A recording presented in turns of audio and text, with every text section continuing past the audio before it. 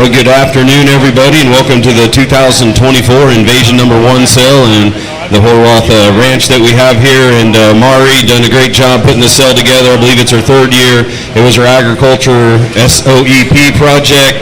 She was a finalist in the nation, top 4 in the nation, and this whole sale and this whole idea, it was all her kind of brainchild and what she's put together and what it's grown into. And it's been tremendous growth, tremendous opportunity, not only for a young person to go ahead and put this kind of marketing program together out there, but to offer in this particular part of the world a venue with this type of breeders and this type of quality that's in here. Mr. Smith, Mr. Mason are sitting next to me here. They're going to discuss the livestock here today as they go through, tell you a little bit about the pedigrees. But before we get into it, let's give a big round of applause to Mari, her mom, and everyone that makes this show a go.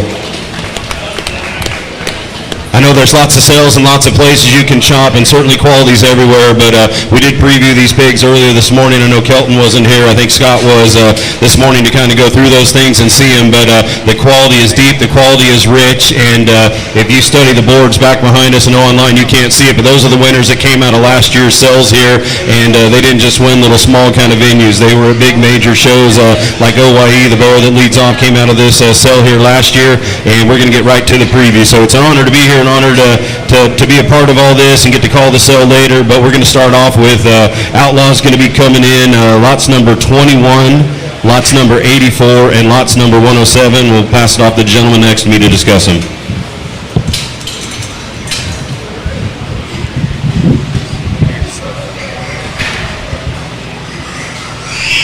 Got Outlaw here with the 2 belted males and a red female, it looks like, and tag 21 steps in the ring. And guys, if that one doesn't just kind of enamor you and make you stop and pause for just a second about what show pigs can look like in 2024, then we're probably not looking at the same animal.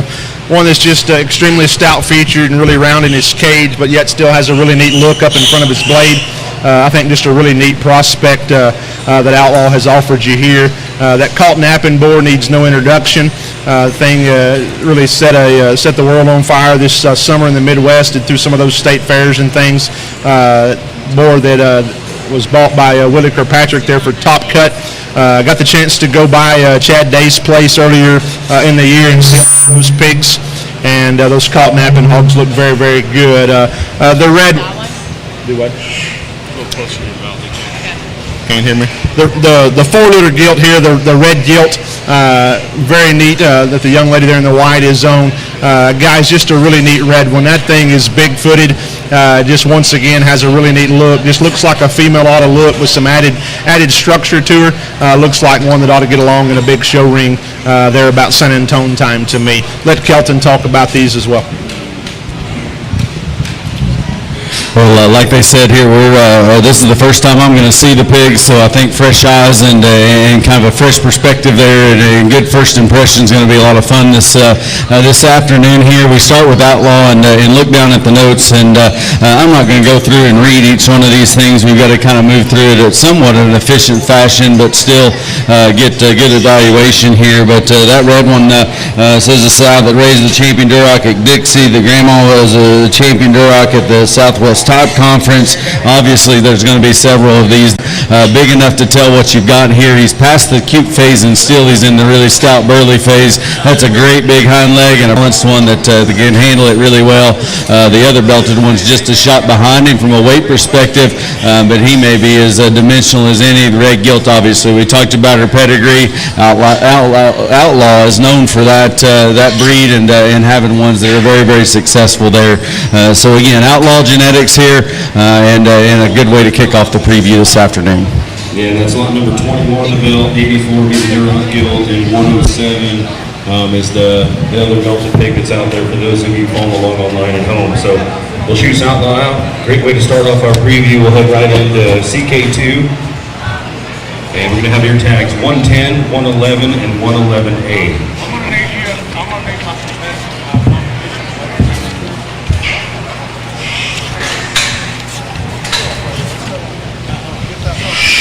Well, again, CK2's in the ring here. We've got a 22-liter is a buckle up on a take a bow sow. The 20-liter is a tricked out on a JoJo sow. The 12-liter gilt's going to be 11 every minute on a hill, and a really good trio there. Again, they've got a little bit of size and maturity about them, which I've traveled lots of miles. We've kind of talked about that, and I realize that we're early in the feeding program, or the selling program, and we're kind of kicking off the feeding program this time. But I'm going to tell you right now, across the country, this size of pig is very, very hard to find. And I mean, obviously we've got those January shows, and everybody say, well, we've got just a little bit of time. It's early.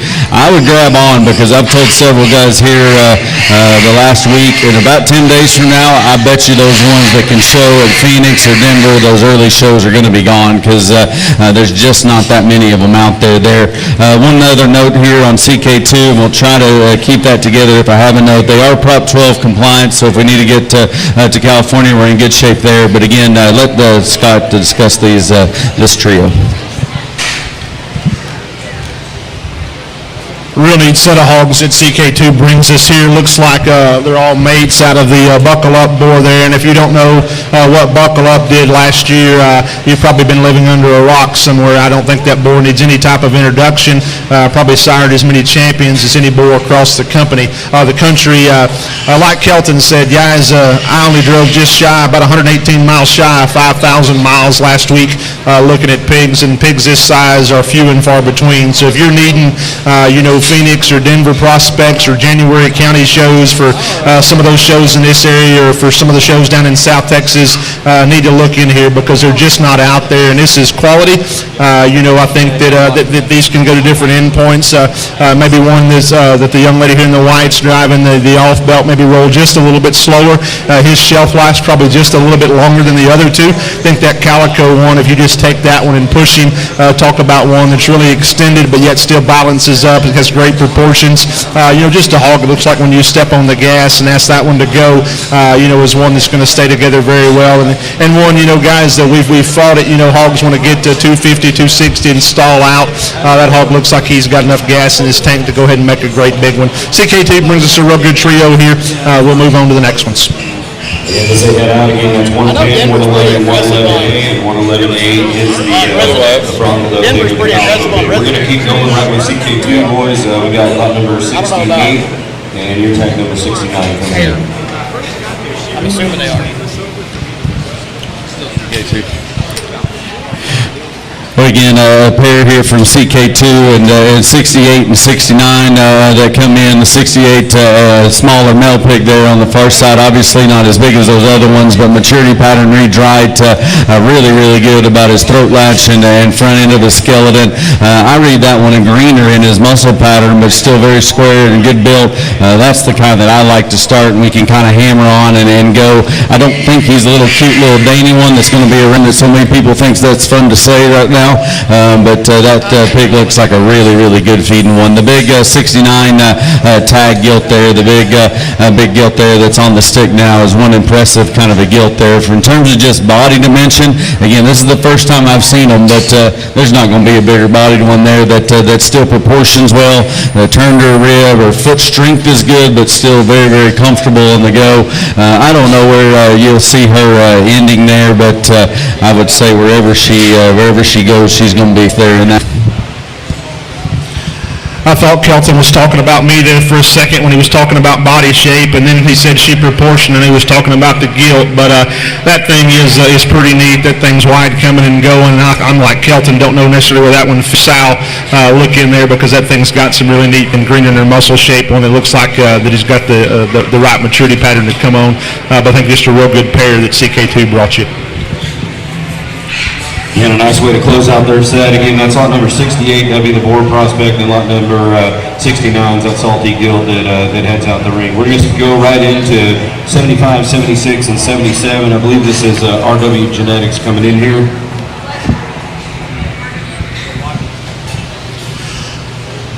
RW brings you 3, 22. 22, sorry, 77. The white one's 22. Okay, white one's 22. Yeah, you're right. That makes sense. Yeah, the white one here is tagged 22. That thing does look like he is pretty much solid white. I think Delty had got a few of those on feed this spring that look absolutely incredible. Wished I had a solid white one that looked like that because that thing's turned to his upper cage and just his proportions are very, very good. And I know that Rick has a passion for this still. That's probably a good feature. They're stout, they're square. Hogs that look like they're going to feed and get better every day of their life. Don't look like they're maxed out right now, but I would say they need to go to an early show. I'm like Kelton. I don't think we're going to stretch these to Austin, Texas. But I'd say a January, February deal. Look in because he brought you a real good trio. Rick lives, or his place is just 20 minutes from mine, and until this year, we probably only went over there a couple times a year just because everybody's busy and going back and forth. We're with my new position here in the online sale thing, we've been able to work really closely, and what's been neat there is obviously we've always known how brilliant of a breeder that Rick is and how genetic minded he is. He's probably one of the only people in the country that's truly has a plan and sticks with it, incorporates different genetic lines, purebreds, crossbreds as things go in. And what's been neat over the last year and a half, you can kind of see we're finally getting to that sweet spot of where things are meshing and going. In the last 2 or 3 sets have been very, very impressive. This trio, they're all 3 litter mates. Obviously, they've got some differences, but yet still a very deep litter. If you were watching online sales there last week, they had a set of gilts and some male pigs, but the elite gilts sold there on SC, and my 2 of the favorite 3 gilts that were offered there were out of this same litter. Again, predictability is hard to find in the show pig deal right now. Rick's striving to do so, and this 2 litter represents that. Awesome pedigree there. I get back and study them again. We've got white one; those are hard to find that are that stout and burly, and then you've got some differences on those two belts. But a farm that's really focused and has definitely got your trio here that's going to feed extremely well. Yeah, congratulations, Rick, and thank you for that nice set of pigs you brought here. And that's lot 22 would be the white hog, and then the belts are 75 and 76. Lot number 6 is coming in next here, Danner Livestock. I got a chance to stop by Chalmers America twice in the last month and visit with Chris and Susan and none other than the Biscuit himself, and go through these hogs a couple of times, and he certainly brings you one. That firm needs no introduction. Had the Grand Bear there at Houston last year that Jason Lackey's crew had, Weston, that I thought was absolutely a rock star. Thought that thing was very good. These hogs feed. We've been blessed to be able to feed some of these hogs over the years. Guys, you can buy these things with confidence, take them home, they're going to get better. This thing is busted open underneath, and yet to have that kind of head carriage and neck that ties into the top of his blade like that, thing's shaped to his blade. He's not the atypical cross with one that's that tall fronted. The fact this thing still has blade shape and is still busted open underneath. Cool color pattern to boot. That thing's wide pinned and heavy structured and can get out and float across the ring. So thank the Danners for sending that thing down here. Awesome individual. That was a good litter, obviously phenomenal sow, proven, topped Houston last year. This one to me from the side looks just like that bear did, that Lackey crew showed, body and levelness and that jerk neck there. Unique one there for sure. Looks like a show champion. Feed him in the right way and manage things right. The genetics will be there. Obviously, we don't have to talk real long on what that has that amount of quality. Yeah, nice place to start with Danner. That's lot number 6, or ear tag number 6 moving out. That is not the lot number. That is just the ear tag number for reference later. Sale catalogs will be 48 and 56 are coming in right now. 48 is going to be the Duroc. The Belted Pig is going to be 56. You guys will see online and here in the catalogs there's some circles. Those will be choice lots. That is not complete. There will be more choice lots as soon as the official sale catalog goes down. So any point in this sale where you see a pig circled up, whether there's 2, 3, 4, or 5, those will all be offered together in as choice lot selections. the other pair here from Danner, and you know, obviously, that crew has been successful on all breeds and all fronts and across the entire country. I don't know if there's been a firm more successful the last few years, and it is a family unit, a family effort, and I've been there a couple times and obviously judged a lot of shows that Blake's been on the spray bottle, and boy, that seems like they get to the backdrop real quickly. But with all of that said, the first thing that comes to mind when I think of Danners is red pigs, their passion for it and their dominance in it, and this is why, because they're able to combine pigs that have this immaturity, this amount of look and presence and attractiveness, and yet still heaviness of structure, cleanliness of joints, and the correct footwork. That is one awesome red one. Like I said, this is the first time I've seen them drop in on the blue shavings, but that one's going to have 4 or 5 stars once we get this microphone down. The 231 litter bar, the belted bar there, again, we talked about deep litters on that last consignment group. That was one of the deeper litters that I've seen on in terms of traveling the country there. There was gilts, there was males, there's one selling later. There was just one of those deals that I don't know how many there was, a very productive group there, because there was 9 or 10 or so that ran out over 3 different groups whenever I was at Danners. But deep litter, this was a little bit smaller and more immature one, but looks like to me his feeding window is there and appropriate for this particular group, and really a good pair there again by Danner.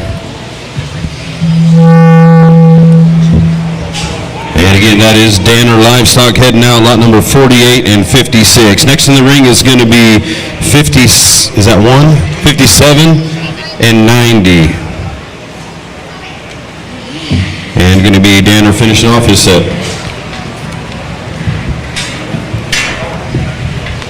Danner sends his final pair in here, and remember these at the farm just a couple of weeks back and thought they were very, very special individuals, and hogs that'll feed on and have a little wider window, maybe there with the traditional belt, one that looks like he's got a little more shelf life to me, one that's still cute-headed but extended and yet really, really heavy structured. That thing is square off both ends and can get out and just motor across the blue shavings here. I think that's just a very good prospect, and I may have snagged the gilt out of that litter when I was there that I thought was very, very unique as well.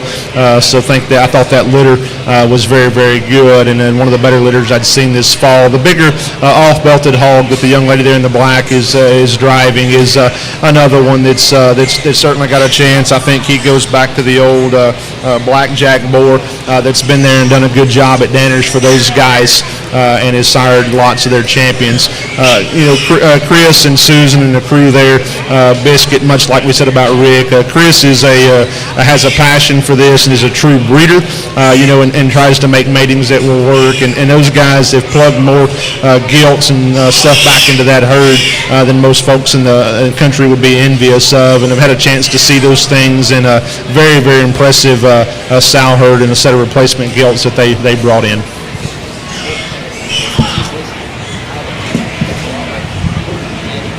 And that concludes the Danner Livestock. That is lot number 57 and 90 heading out of the ring. Next in is going to be Newcastle Genetics, Andy Forehand, lot number 8 coming in here. Pretty salty little barrel.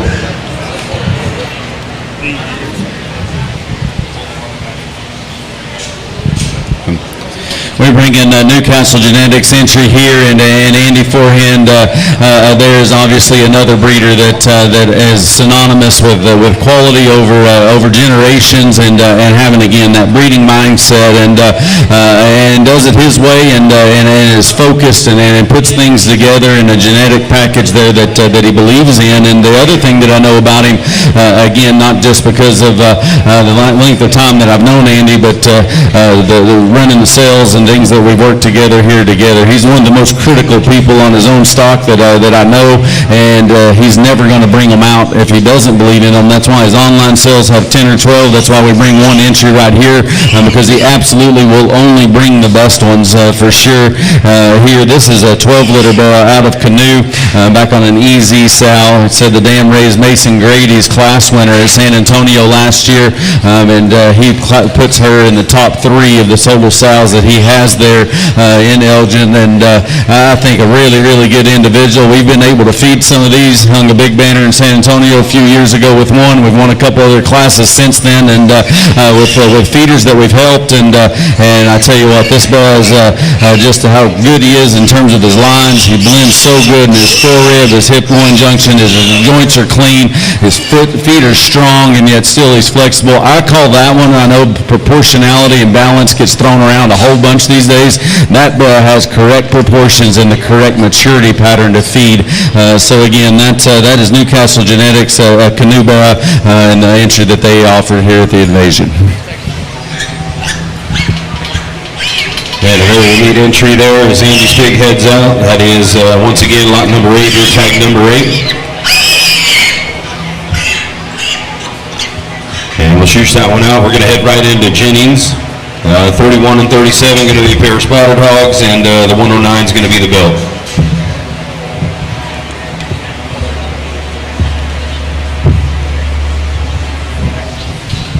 Brady brings the set in here, and obviously Brady needs no introduction to anybody, especially in that spot deal. And guys, if you've been to any of the Texas majors in the last, I don't know, 4, 5, 6 years, and watched the spot gilts, the spot bears, that big guy with the beard over there has always got one in the hunt, and those things feed very, very good.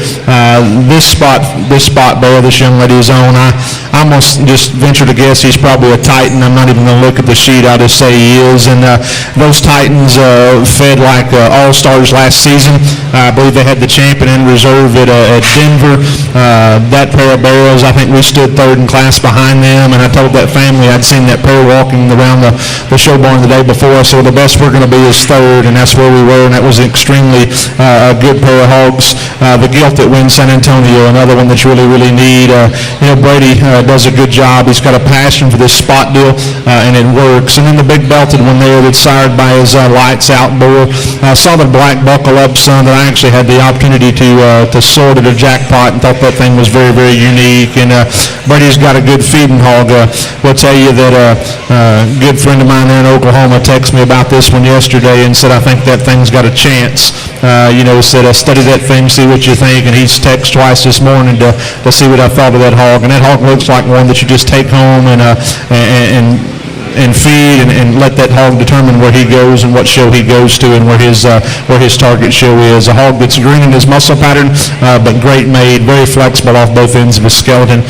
Just a real nice trio that Brady brought us. We're going to try to keep things rolling and go back and forth, but I've got the notes here, and he mentioned that those winners there at Denver and then across the country, and again, I don't know who is in charge of naming the boar of the year of a particular breed, but if he doesn't win or he's not on the list, then it's, I call it a rigged list, because that's probably the most dominant boar of any breed there is currently. But that 10-liter male is a full sib to that champion spot there at Denver, and so obviously that's already been proven. But that belted one's no slouch either. Brady is one of those guys there that if you just listen to him for a minute, he's as passionate as there is about this deal, and I don't call those real bloomy, fluffy kind of a pigs. They look like ones that'll feed, and he did a great job here once again. And Jennings heading out. Make sure you look those up. 3 awfully nice kind of females. We're going to get Jennings out of the ring here. That was 31-37 were the spotted hogs. 109 was the crossbred hog, the black and white one. And we're going to go right into Lockman Genetics. And Brian's brung you a good set of pigs here. And we're going to start off with lot number 30 and lot number 45.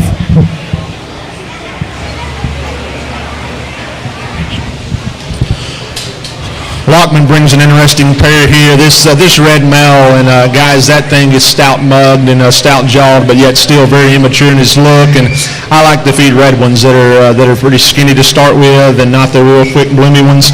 That's the ones that work for our crew, and this guy fits that bill. And in terms of his maturity pattern, reads like going to be a really, really good big one. I'm not going to tell you he's going to go win the jackpot next weekend, but that one certainly can win down the road. That thing has a ginormous arm and just a ton of blade shape to him that still works down into a really big foot as well.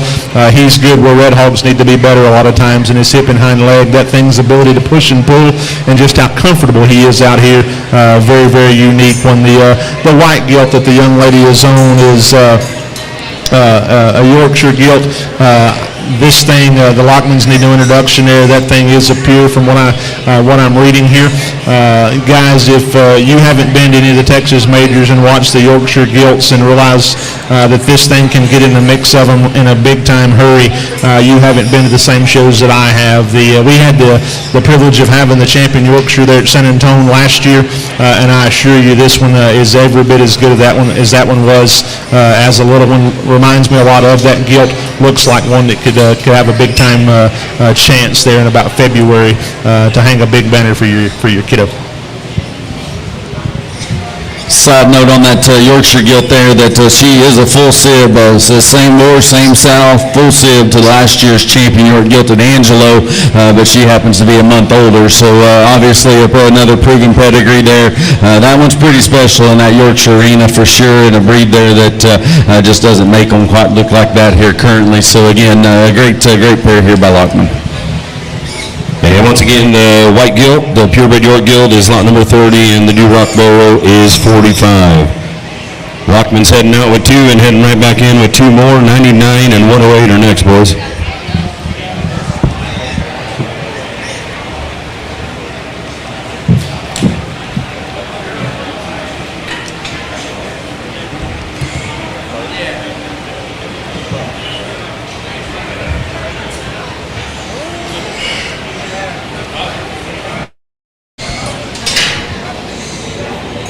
Well, as we mentioned a couple times now, I was kind of late to the party and just getting to see them here, but I did see these guys' pictures on Facebook as I was driving over this morning, and I thought a really intriguing set that Lockman had, and a pair of crossbreds. I think there's a pair, but for sure a crossbred here out of Buckle Up that kind of grabbed my attention. That one's just the way he rises out of his shoulder in terms of where his neck attaches.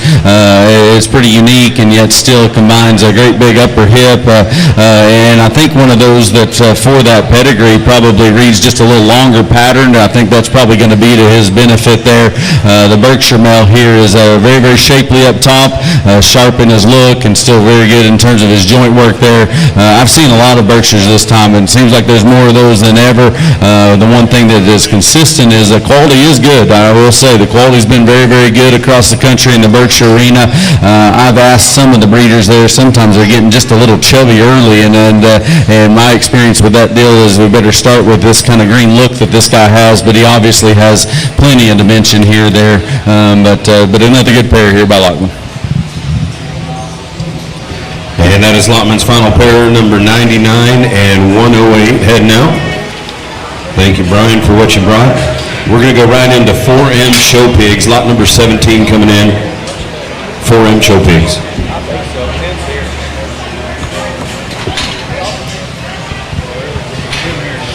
The Michael Dubois, 4M Show Pigs, brings us an off-belted one here. He told me earlier this thing is a litter mate to the one that's the high seller at Underdog's farm sale last night. These things are Daddy's Secret on Jericho's mate sister. Jericho's the boy that Jervis raised there and is actually the sire of the champion overall, the Grand Bear there at Houston last year from Danner. So this would be out of a litter mate sister to Jericho. This thing's arm shape and just shape to his head and skull is really, really unique. I don't think his ear is actually pinned back like that. I think he's just fighting that tag. That was the question there. But that's the stout skull one. And guys, that thing just reads stout all over, but yet still immature in his muscle pattern. One that looks like he's just natural in his shape and going to get better every day of his life. Look in there. I know that Rayleigh has done a really good job of bringing us one here that's got a chance. And that is 4M Show Pigs, lot number 17, the Belted Boar. He's got some big legs on him. We'll send 4M out. We'll go right into mullet here. Ear tag number 4, lot number 4, coming in the ring. They ever act like a fundraiser for 4-H camp? The guy got on this.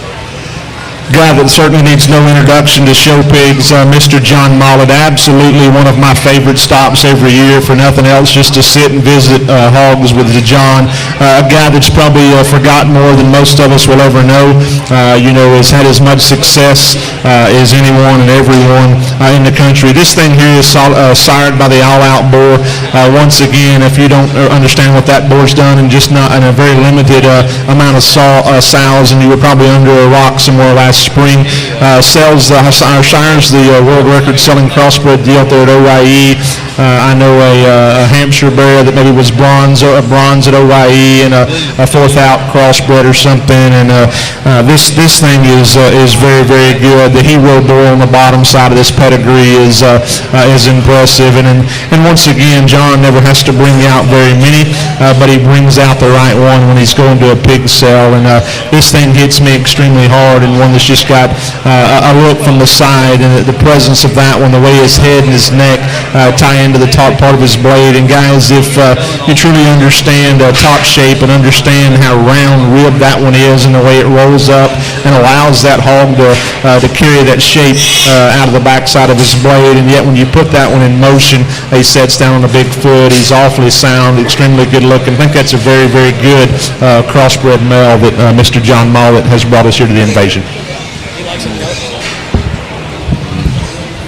I'll be real brief. I've gone to John's twice now, and like Scott said, one of my absolute favorite stops. And that guy has a true talent and knows livestock so well. And this 3 litter is incredible. I don't know for sure that even Scott knows that I actually had bought the litter mate to this one's mother there at OYE. She was 4th out, reserve lightweight and 4th out, and it's about $27,000. I bought her. I judged her a couple times prior to that. This one's got a litter mate coming later. Again, we talk about not later today, later in the selling season. That is one of my favorite pigs I've seen on the stops there. I've seen this one twice. The last time he wasn't on the list is this last time I came. He had 3 stars, and Mr. Mollett said, "I knew you missed him," and I did. That's an awesome pig there from the Mollett firm, tag number 4.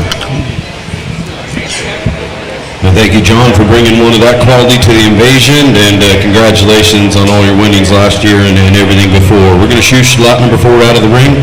We're going to head right into Heron Show Pigs here. This is lot number 7, lot number 58, and lot number 91.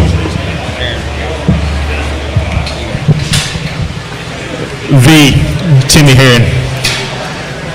Good buddy of mine in Oklahoma was there at Timmy's place last week, and I won't tell you his name, but his initials are Austin Kinchy. Was over at Timmy's, and he texted and said, "Hey," he said, "you might want to run out here if you get up this way." He said, "This guy's got a really good set of pigs, and not sure what he's doing there, but they're good." And guys, I'll be the first to tell you that I'm not a big fan of solid black ones, but if that one doesn't get your attention, we're not looking at the same animal, because that thing is very, very unique.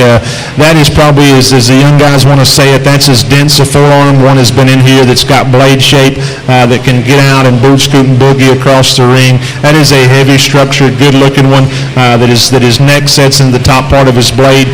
I won't tell you, but that guy Sorton San Antone, that the name starts with Ben and ends with Boble, has been known to use a solid black one. I think he did it at Sioux Empire, wherever he judged last winter.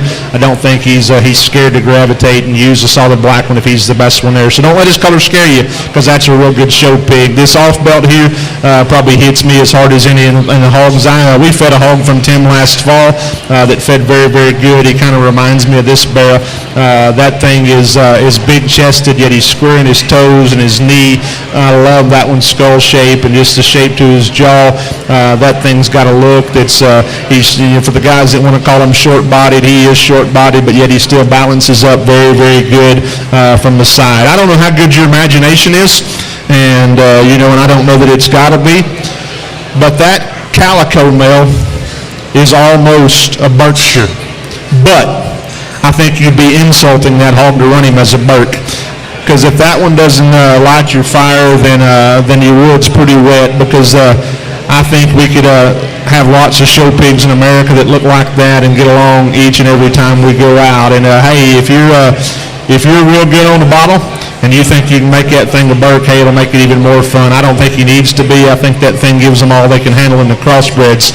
That one's natural, turned into his upper cage, and just his pin set, just the way that one can get out and move. That thing is very, very elite in my mind, and throw color out the window because I think that thing's good. And once again, he's signed by an all-out bull on a quite frankly sow. I know Tim doesn't have just a huge sow herd, but the ones he's got, he absolutely believes in. This guy has won at every level. I'm pretty sure he taught this guy over here to my left back when he taught in Texas. And, that's been a few days ago there, Mr. Herring. And, he won't admit he's that old, but Tim has a storied career there as an ag teacher in Texas and Oklahoma, retired a year or so ago and living the best life with the grandkids and raising show pigs, but look in here, Tim brought you 3 really, really good ones. I'll be real brief. Scott always steals all the thunder when he gets the microphone, but Mr. Herring was my ag teacher. He actually wasn't for a minute. If anybody knew the history, that's been a long time ago. I lived the town west of there, and whenever he was putting his program together, me and my family came together and said, we're transferring there because he's the most talented person that was there. And if Michael Jordan lives on your street, then you practice with him. And that's what we did. And I told, he lives right down the road from Mr. Mollett. I sent him a text after I left. I said, hey, every single time I leave and I head north, I'm coming to your place and I'm going to Mr. Mollett's. The pigs are awesome. I've seen these twice. They continue to progress and to go. Both of the bigger ones are out of all out. The smaller off-belted one there is out of blowing smoke, and that's a board that maybe doesn't have as much representation at this sale as he has in some of the other ones. And I can tell you what, those pigs are going to be heard from this winter. So again, Tim's got a great trio here. Talk to him about them. He's going to be very passionate. And he believes and is very convicted in what he's putting together there in Elk City.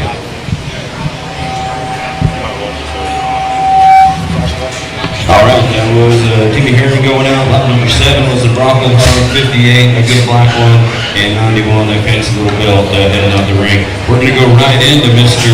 Kyle Hicks here.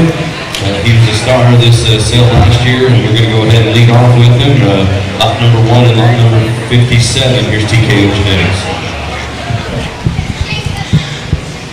TKO Genetics, Kyle brings you, I guess it's Kyle, I guess we could say Micah, or whoever's running the show today, but Kyle brings a real good pair. Guys, Kyle, if you don't know, sold the Grand Bear at OYE out of the Invasion last year. I know Tyler Ritchie's son had that one. I had the opportunity to judge that show at a jackpot, that pig at a jackpot as well. One impressive individual, and Kyle brings you a pair here that he absolutely believes in, and these things are very, very good. Kyle has been doing this for just a little while, knowing that guy for quite some time now. I've had the privilege to feed several out of there that got along at all sizes of shows. I know this first one, the tag one, he's an all-out. We just talked about some all-outs there that Mr. Mollett and Timmy had. Guys, this thing is burly, I guess is the word I would use. And you guys that want to talk about shag, this one's got hair dripping off his arm and his rear leg, and looks like he's going to have plenty of it. I know he's a little slicker body today, but guys, it's 126 degrees outside. If skeletal quality is what you're looking for, then this one's feet and legs go the right direction. This hog is still green in his muscle pattern, but busted open. Just a real neat head carriage to that one. The bigger bear, there is another one that looks like he's probably got a little earlier window to go to. Tag 52. One that looks like maybe he can go about that San Antone time and be just right. One that's really unique from the side. Kyle brings you a really, really good pair. Look in here. Obviously, they've been on a tear for several years. This last year was remarkable and one for the record books. Their side note that we see on TKOs here, the mom of the 11s raised the Reserve Grand 2 out of the 3 rings in Amarillo, and then Reserve Grand at the Cheyenne Livestock Expo in 24. That's last time. 5th overall at Sioux Falls. The Pro Rider style was Reserve Dark. 3rd overall gilt at AYE, and obviously none of that surprises you. It seems like when you're at a show, TKO TKO is going to win. I judged the show there in Cheyenne, and that was the heaviest legged one I saw all winter. Soft jointed and flexible and comfortable, and just looked like a phenomenally good feeding kind of a barrel. It was very, very successful. Hadn't been in California for a while, and flew out there, went to 800 head county show, and then got to the backdrop in Grand to Andrews over Grand where TKO bred. So obviously he does phenomenal wherever he goes there. But again, we're going to start the sell off right there with tag 1 is TKO, and then the other. I don't know where our tag number is on the other one, but the pair from TKO, 57. And for those of you following at home, lot number 1 was the primarily black pig, 57 was the belted hog. Kyle heads out with his first 2. He's got 3 more coming at you. Lot number 34, lot number 53, and lot number 88. Sometimes I date myself when I'm up here talking to Kelton, and I just asked him if he knew what TKO actually stood for in the first days, and it was Taylor, Kyle, and Ori. For those of you that don't know that was Taylor and his brother Ori and Kyle that started this deal, and it's still going extremely strong. Guys, he drops another set in here. This little 88 tag is one unique prospect, and I know a lot of hogs out of that place that start out looking like that are the ones that hit a big backdrop when it's all said and done.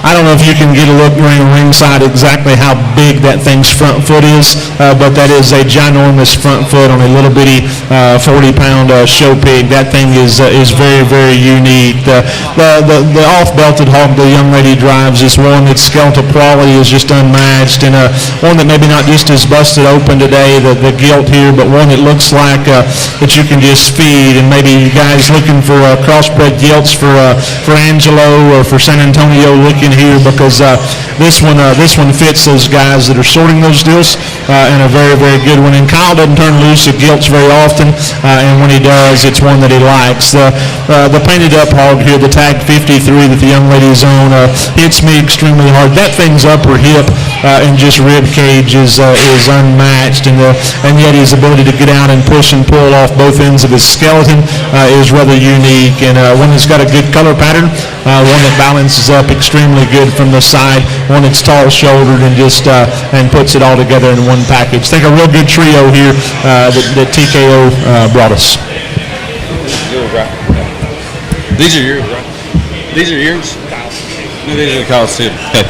I wasn't paying attention here, and these are TKOs also. I didn't know how many he was bringing there, but really, really neat trio here. I guess you can kind of tell in the ring as you continually work up stage. The smallest one's the greenest one. The biggest one's got a little bit more development.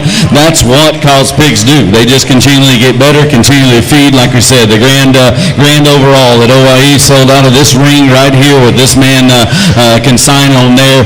And from what I remember there, he wasn't one of those that was overdone and jackpot ready either. He was a very, very good pig, and obviously fed true to form. So again, grab you a gilt out of an awesome pedigree or a pair of barrels that are sure to feed.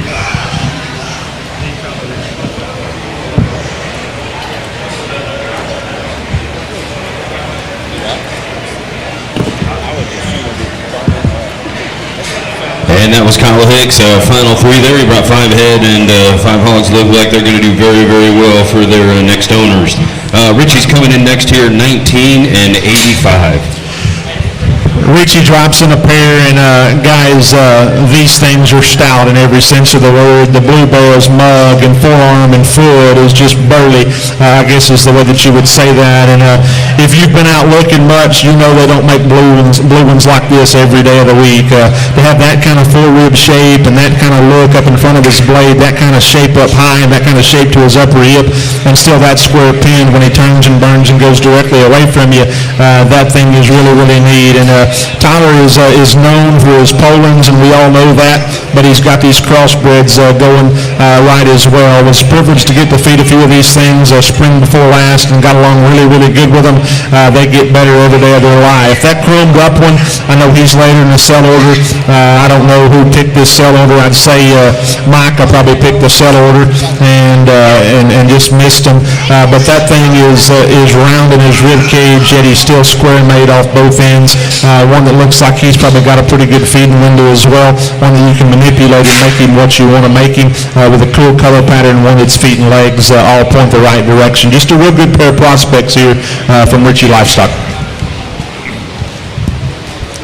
Obviously, Scott said that Ritchies are known for their Polands, but if it holds true, and I know Tyler there, he's so passionate about it and so focused on things, whatever he's determined to do, he's going to. And obviously, we saw the success last year, his kids in the show ring, and has for several years. But just quick comment on the blue. You know, most of these shows are going to have those things broke out into blue division and dark division there. And you know, we did that at first. I always say this at shows so that the blues had a chance and we had a place to market them. Well, what it did in turn was these guys are focusing on these blues and making them better. And I don't know, this last summer, if you just chart out major wins, I'm going to say that close to 50% of them were blue pigs. And this one falls in that category because he's a blue one that compared to any breed, any color, they're not going to have a column of bone bigger than that. They're not going to have a skull stouter than that, and they're not going to have an edge that aggressive up top. And so that one looks like a champion to me. That chromed up one looks like one that is going to feed and match that one in terms of stoutness when it's all done. Incredible pair of pigs. Richie done a good job bringing them to you. Thank you, Tyler. And lot number 19 is the blue one. Lot number 85 would be the chromed up hog. 36 is coming in. I wasn't doing my homework. I was talking about pigs. Lot number 5, lot number 36, and 55, and it looks like that's going to be Strieber. Dakota brings us a good trio here, and guys, one of my favorite show barrels that we've ever had a chance to feed, win the heavy division there at Houston last year, came from this guy. We're feeding a gilt this summer out of that same sow and sired by his boar different league. I know that those different league hogs that Altwater owns that boar, and those things are feeding extremely good. That's what the Tag 5 pair is. The male hog is a different league. And goes back to a tricked out deal. I guess it was 2 springs ago that I was at Kendall Whittington's looking at pigs, and he said, hey, you might run over to my buddy Dakota's house and look, he's got a tricked out litter that's pretty good. And guys, you know the family that I helped there, the Hawkins family, Brent and I were together, and we rolled over to Dakota's right there close, and I will tell you, to this day, that is absolutely one of the very best litters of hogs that I've ever laid eyes on in my life. And I've been doing this a very short time compared to some, and a very long compared to others. But that litter of tricked out hogs was absolutely phenomenal. There was calicos and paints, and we wrote down several notches and decided we were going to try to buy one to win the state fair that night. And I think that sale, as most, ended at 7 p.m. with extended bidding, and I think we were done by about 7:02.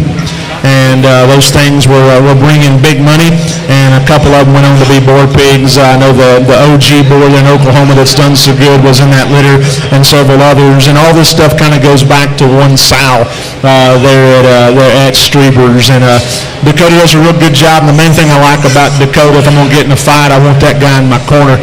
That's a big old boy. I looked at him first time I ever met him, said, fee, fi, fo, fum. What beanstalk did you fall from?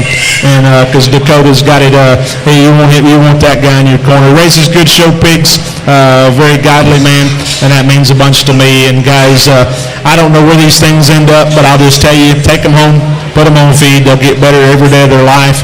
That gilt turns my crank.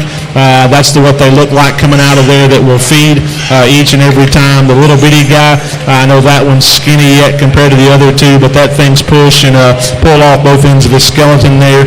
That kind of shape up high, that kind of look from the side is very hard to replicate. Good trio here that Strieber Genetics brought us. I won't go into great depth. Obviously, Scott knows that program and knows the pigs extremely well, but every time you go to a sale, some of the most memorable ones include, one a couple of days ago, then I drop in here and see these. That 5 litter is different league, tricked out, but that mother is a litter mate to OG that's at Colson's and Easy For You that's at SD. The 4 litter gilt is an Easy For You on a Next Intention sow. The mother's a litter mate to different league league's mother and Double Tap's mother. And then and there's a whole list of winners on those two. And then we've got the 6-litter pig is Out of Money Moves that's at Colson's as well. And then actually out of Different League's mother. So obviously sows breed on. Sows are where we tend to find repeatable success. All three of those are out of sows that place boars in boar studs and have a long lineage of working. Look up Dakota. He'll definitely give you your honest opinion on this trio, but I know he's excited to come down here and debut him here at the Invasion. Thank you, Mr. Schriever. Don't cut yourself short there, Scott. I think you could handle him, or you look a little waspy there. You can give him a couple good licks. All right, we're heading out. Lot number 5, 36 and 55, leaving the ring. 5 is the big boar, 36 is the female, and 55 is that little green barrel. I'm watching pigs again and not doing my job, but we got 32, 41, and Myers coming in, and I guess 32 and 41. What is this one? Oh, sorry, 41, 47, and the spotted hog is 32.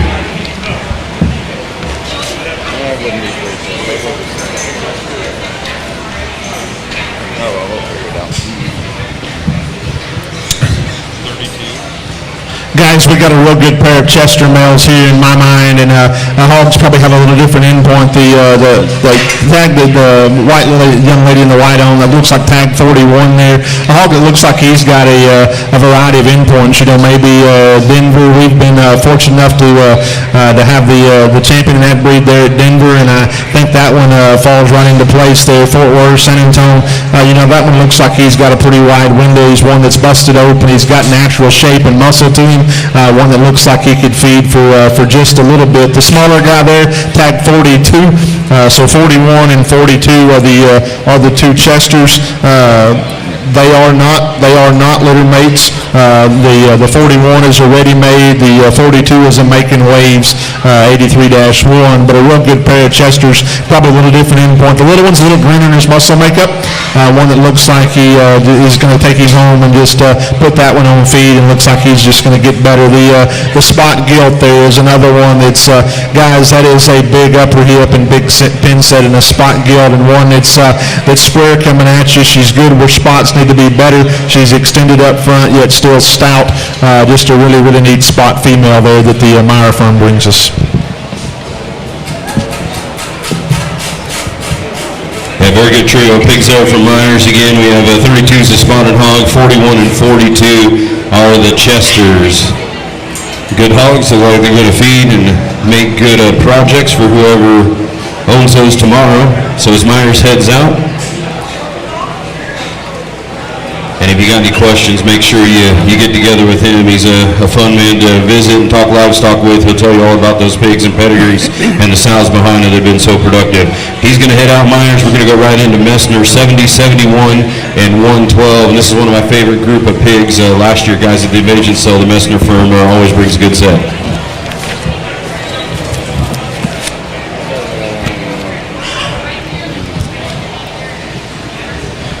Well, it's been really fun to go across the country and see different firms there, and more so the pig sales here the last couple weeks, and see the genetics that are working. And just here recently, over the last just 2 lots that we come in, we have pigs out of Easy For You and Money Moves, and that's what Messner brings there as well. The 29 litters are Easy For You on a Never Before sow, litter mate, out of a litter mate to OG that's housed at SD, obviously, and then recently that boar did pass away. So these are going to be some of the last ones, Easy For Yous. The mother came from Brockman there, or goes back to the Brockman firm. The 39 litter is out of Money Moves on a set tight sow, and then she had raised the 5th overall light cross at Tulsa last year, and quite a few other champions there. So we'll let Scott discuss them, but obviously pedigree is rich with champions and winners, and ones that look like they're going to be heard from for a while here this winter. Master brings us a real nice trio here, and I'll start with the traditional belted hog there. And guys, once again, that one's maturity pattern reads right to me. One that's tall fronted and really, really good looking from the side. That one's presence from the side is really unique. And couple that with one that's got just a really big functional hind leg. And a lot of times we think we lose focus and we just concentrate on big and forget the functional part. But that's one that can pick them up and put them down each and every time. And that's a really unique one there. The little blue gilt here that's more blue than she is white because the shavings today is one that looks like you could stretch for a long time, and one that's got muscle, that's got shape, yet she's still sound and good looking. One that offers a lot of product to her. Big chested, she'll square and wide when he leaves us. The little painted up there is one that's probably greener today, but a heavy structured, big footed one. One that looks like you take him home, put him on the feed bucket, and get that thing filled back up. Maybe he didn't handle the trip quite as well as his contemporaries, and he was spin with him. Wants to fight over there just a little bit, but that's a really unique one that's got a great color pattern to him. That's square pinned and square ended. One that looks like he's certainly got a chance to me. And again, that is Messner Show Pigs. Nice trio hogs there, 70, 71, and 112. And they'll head out the ring, and we'll go to Brill Show Pigs. Lucas brought you a good trio of them here. 73 and 74 going to be the first ones in his crossbred offerings. Real. You got real. Buffalo Tracy. Both of them. 73. I can't. Both of them.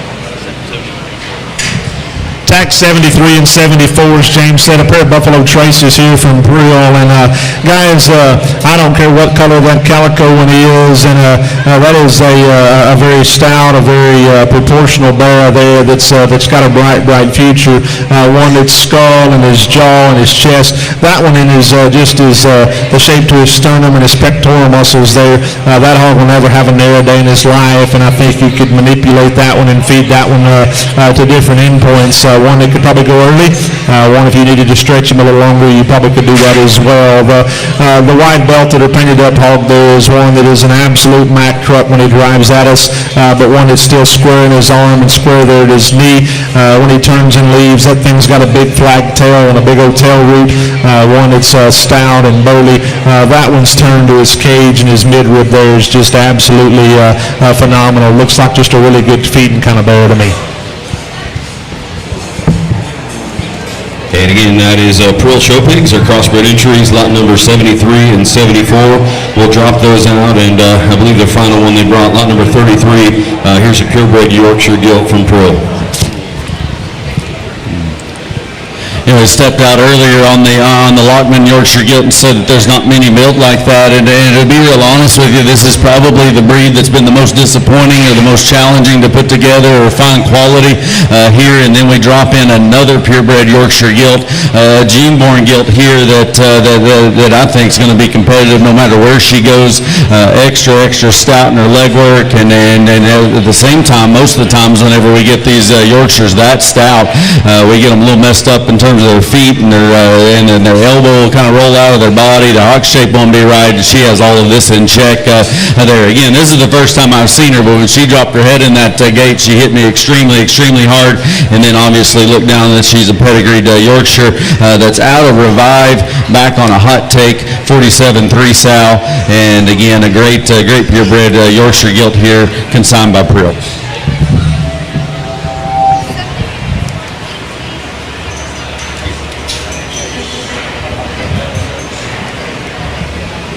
And that is lot number 33, purebred Yorkshire gilt from Pearl heading out. And we're going now to lot number, somewhere in here, set 18, 78, and 77. 18, 77, and 78. And this is going to be Whittington, I believe. Jackie brings us a trio here that are very good in my mind. And if you don't know Kendall and Jackie, they're in Oklahoma out of Shawnee, then guys, you've probably been under a rock somewhere. They do a very good job. Kids show good stock. He puts together good stock. He's won a lot of pig shows. We've had the opportunity to show several out of there that have got along very good. I know these are crossbreds. We showed a spot out of there just a couple of years ago that was a mate to talk to me. And I'll be honest, we were never better than second in class, and we were still showing them by age. Hadn't done the weight deal. We were a little small for our age, and because Kendall's just straight up and made those things what they were, and so we were a little small. Cassidy Hayes bought that thing from us, and she just raised the fifth overall spot there at Indiana and third overall spot at Expo for that crew there. These crossbreds are a passion of theirs. They feed each and every time. I've had the opportunity to sort through a lot of those shows, county shows, district shows, jackpot shows up in that area, and this crew always drives very, very good pigs. And the red-belted male there is one that's probably the stout one today that's easy to gravitate to, and just in terms of look and general presence from the side, one that's extended and just really big up high. The white-belted hog there wants to fight just a little bit, maybe a little harder to look at, but that thing's running gear, is never going to quit. Very, very good one in tag 78 there. Then the chromed up male, the smaller guy of the pair, I believe is probably the one they're going to lead off with. He's is one that's just, guys, that's a real neat show pig, and the one that's got a real neat look up front. Those are really big pectoral muscles that thing has when he drives at you. That thing is square when he leaves, square when he comes. I think that thing's got an awfully bright future. And again, that is Whittington coming in. Lot number 18 is a small one, the lead-off chromed-up pig, and 77 and 78 are going to be the bigger hogs. So nice trio of pigs there. And we're going to shoot them out. We're going to go right into Underdog Genetics. 51 is going to be the lot number 51 Underdog.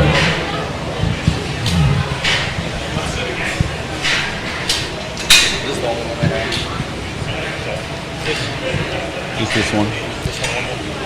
We've got an Underdog here, Mason Garner and AJ and crew sent this one here, and obviously that firm, whenever we unload at any of the Texas majors, they get those pigs out, we tend to gaze over there and go, because they're some of the hardest ones to get around in the show ring and to beat there, and a group of guys that have put together a program that's done very, very well. This barrel, to me, just has that Underdog look and stoutness about him.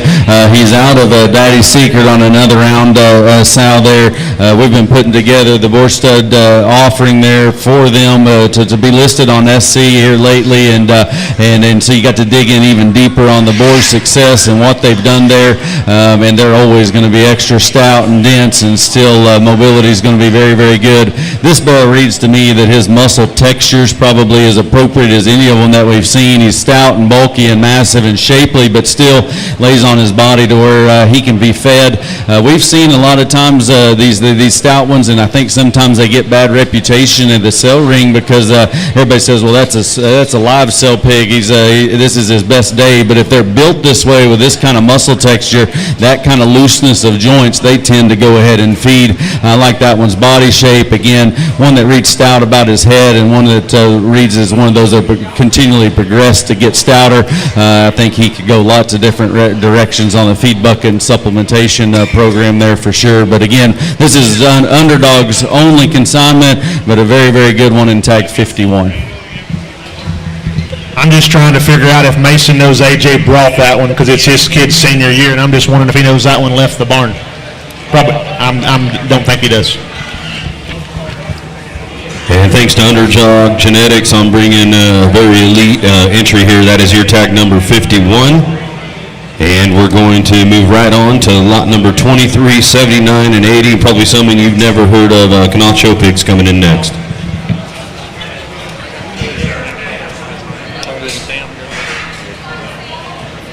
Okay, I don't have the sheet here.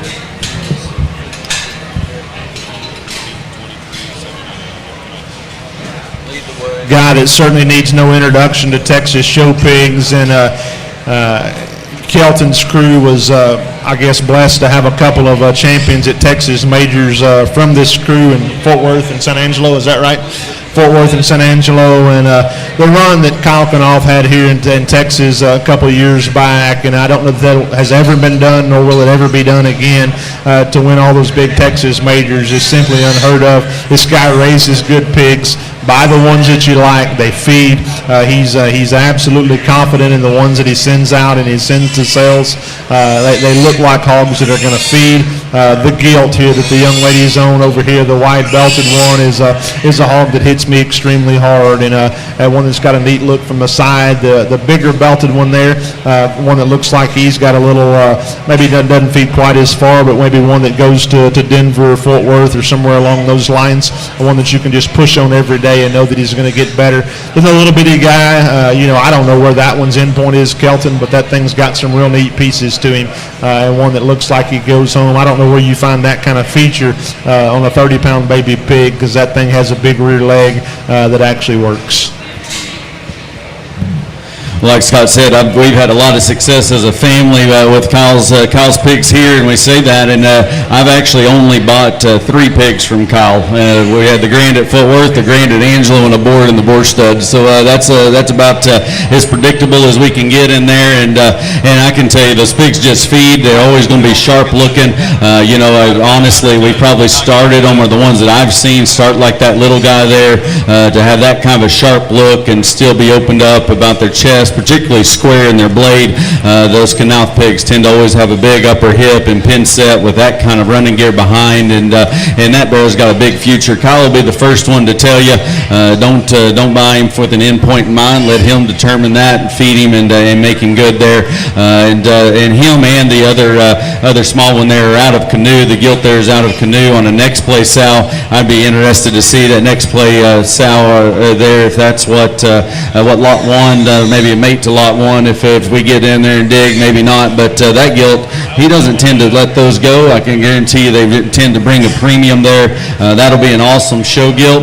I think she goes all the way to March or the February to those places there, and just think about the resale value you would have owning a Knauf gilt there that he let loose. The big bear, like I said, that one's loose structured and heavy built, and I bet you that one you could hammer on and get after them there for sure. So again, Knauf show pigs obviously do a great job, and brought 3 of them that I guarantee that he believes in here. And Kelton, Scott, and I want you to buy 3 pigs for each of us tomorrow. Go head up to that place and make sure you get along that well for us as well.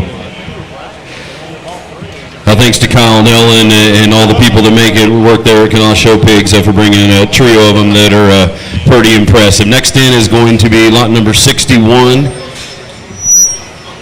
And what's that calico pig? 96, 61, and 96.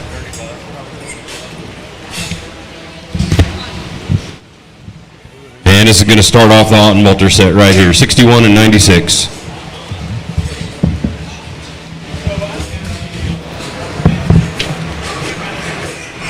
Russell and crew bring you the first pair, and they drop in here, and I know they've got several we're gonna look at today that have had the long haul from California, and I know that Russell was a part of this vision when it started, and believes in selling good stock. We've had the opportunity to show some hogs from Mark and Sandy and the crew there at Alton Waters over the years, and got along with those things very, very good. They're hogs that are good built. They're right in their muscle pattern. They're still green in their body shape, but yet have look and balance. They proportion up very, very well. Hogs that just get along and feed. They're not counterfeit. What you see is what you get, and they feed each and every time. I don't know that they'll set the record that Kelton did, buy 3 and win 2 Texas majors and put 1 in a stud, especially for the dollar figure he probably paid for those. But, that was Kelton's little humble brag there if you missed it. And that's okay. If I'd done it, I'd say the same thing. But once again, look in here. I know these pigs Russell's got a lot of faith in, and look like they will feed extremely good. Russell's provided pedigrees here in a very clear fashion, and so we'll be able to get those done. The tag 96 is out of Game of Thrones on a 3-peat sow. Those Game of Thrones pigs have obviously fed extremely good there, and I think this one is very true to form of what they start like. The tag 61 is out of the OG board that we've mentioned quite a few times today, back on a Try Harder Sal. He did make note there's a little belly bump on that pig on 61, but just like Otten Walters always do, would guarantee that shouldn't be an issue. I'm going to say that's one of those things that can just be nipped off there at castration or whenever that goes there. But they would stand behind that there. The mother was a very dominant show gilt, jackpot gilt there for Amanda Carter in the Northwest in 22, pig that they definitely believe in for sure.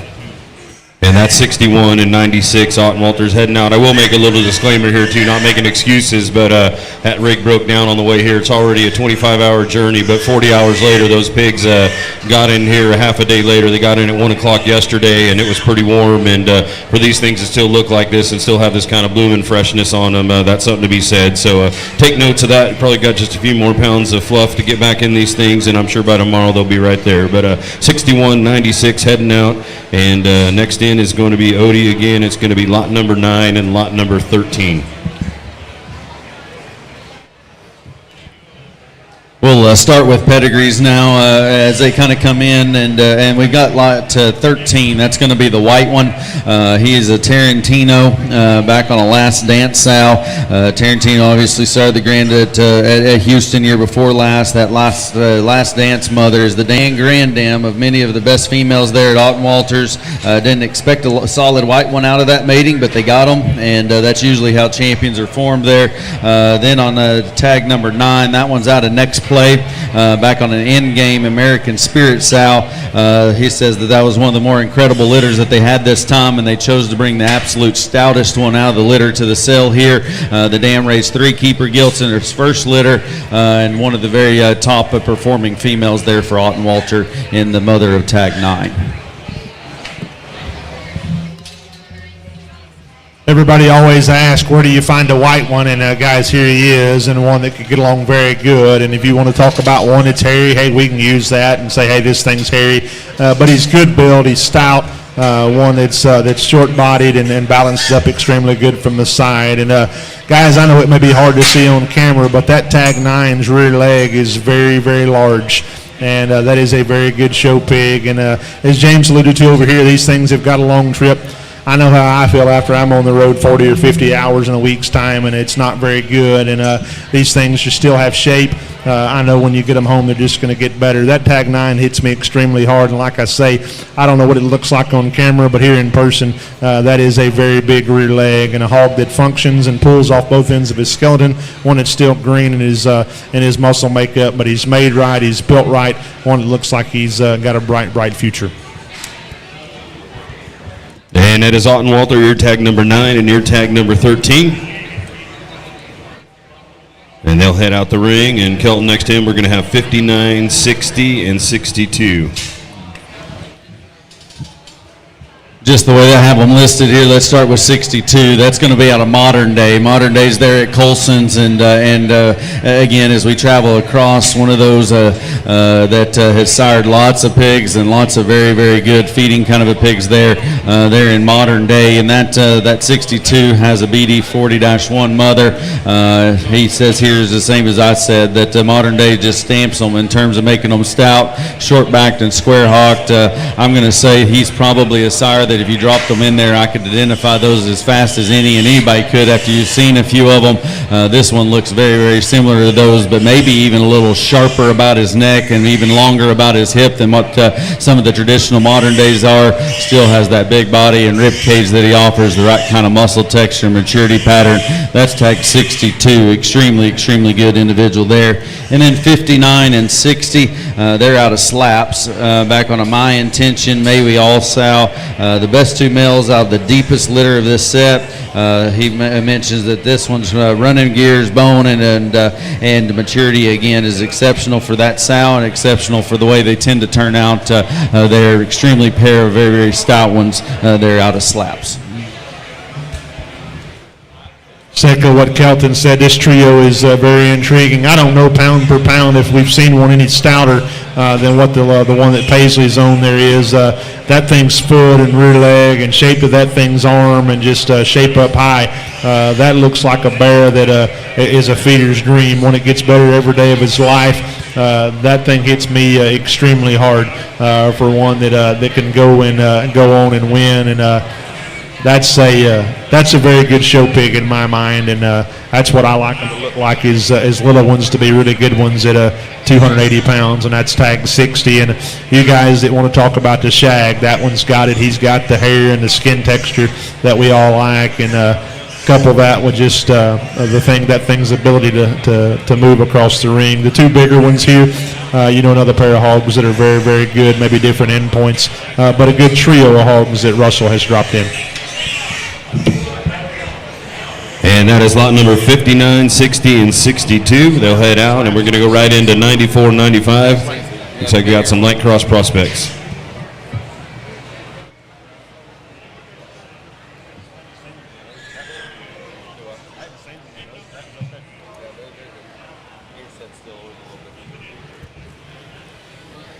We got another white one dropping here in the ring, and tag 95. Tag 95 is the white one here. He's out of the Warden, back on American Spirit South.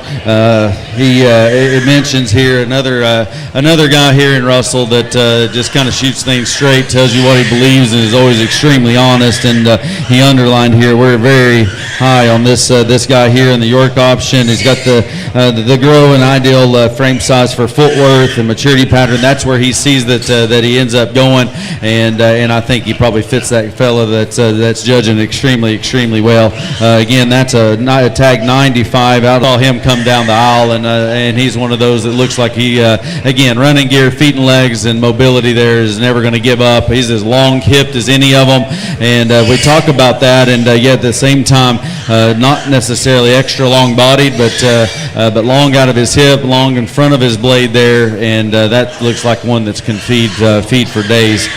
Tag is that 44 or 64? Tag 94. Okay, we skipped one there. Tag 94 is the blue belted one there. He's out of Sunset, back on a Dare to Compare Maywee All Sow. This is a first parity sow, but visually one of the better ones that the Alton-Walter firm has there, they say, on the floor. His extension maturity pattern again. He's a line bred best man, and that this looks like one of those that could feed very, very well. He's very expressive, and for me has that same Alton-Walter power that they're known for, but extra stout about his head, is round about his body, and consistent in his rib shape. A very good blue belted one there. Again, we've got those blue divisions that we're talking about. They're going to be tough this winter, and this one's going to fit right there in the mix. And again, that is lot number 94 and 95, Alton-Walter Show Pigs. They got a slug of them here, so we'll keep going on to Odie. 63 and 64 in next. A pair of blue belts.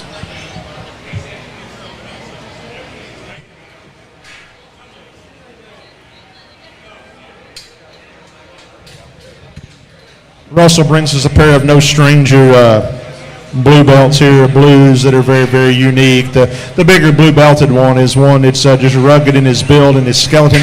One that looks like he's got a great look from the side. I don't know. That blue division there at San Angelo with some of these ones that we've seen is going to be extremely tough, and that one looks like he fits right in the mix to me. The smaller one there that's fighting the gate ever so slightly. Once again, like we said, that thing's structure and ability to just go, and one that's still green, but yet still offers us some shape of some body shape and some width. One that looks like he's just going to go home. You put him on the feed bucket, that thing gets extremely good. I think a very, very high quality pair of blues here that Alton-Walter brought. Just again, take a note right here. They provided them to me, so we're going to definitely read off some stuff here. But the most notable thing here, again, a great stockman there in Russell. He says this may be my pick of the crosses, even though they're a nickel greener. This pair reads to me as a great future here. Again, this blue deal is going to be tough. This pair right here might have as much look and presence as any of them.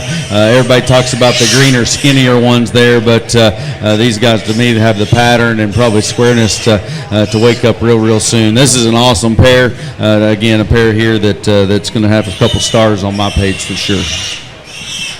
Just a real quick note, I'm sure Russell's got it down. Looks like the tag, is that 64, Paisley? Is that tag 64, or 64, is that right? Looks like he is a one nutter. Looks like the other one's right there in his flank. Very visible from this side. Very easy to fix. I'm sure Russell and them will stand behind that. But just a side note there, I know, and that may be in Kelton's notes, I don't know.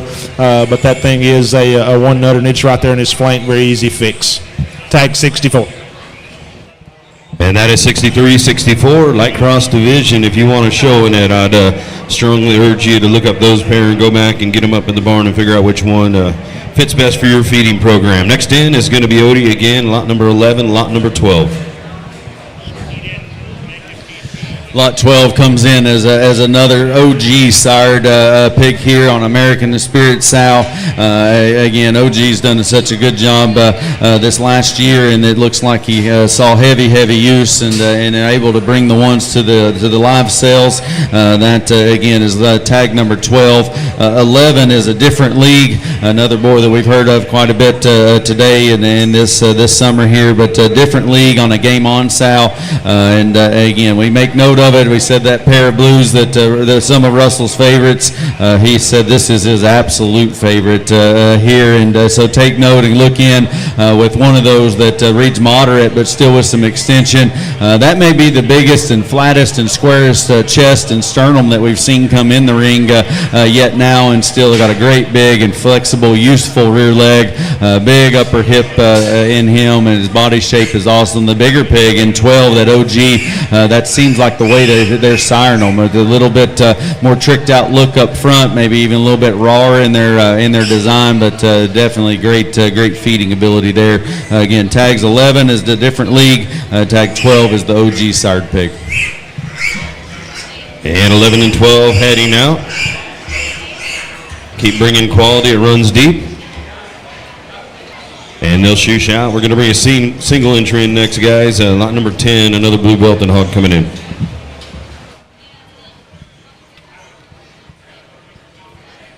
Again, another really flashy blue one here out of Sunset. This is tag 10. He's a Sunset on a May we all. Sunset and Sunrise are both mate boars that are at Morgan's, and this looks like one of the stouter ones of those competitive and deep set of blues. We'll let Scott talk about his evaluation of those, but again, very good Sunset pig here in tag 10. Other than this pig being just a little bit frail, I like him. Just a real neat one. And guys, if that one's frail, you probably need to check yourself, because as Kelton stated, that may be one of the bigger legged ones that we've seen all day, and yet he's blue. That thing is flat backed and flat hipped, and yet he can still get out in motor. It's hard to see ringside, I'm sure, how big that thing's pin set is and how big he is up high with true turn and true body shape. One, it's dense in his arm. I love that thing's skull shape and just his ability to push and pull off both ends of it. Oh, he wants to fight out here. Russell probably doesn't do as good a job whip breaking these as some of the other folks. He's got so many. But I don't know where that thing goes, but that's a very good show pig. And nice hog and big legs on a cool creature there. That is lot number 10 heading out, and we're going to keep with it at the Ottenwalter firm. We're going to go to lot number 14.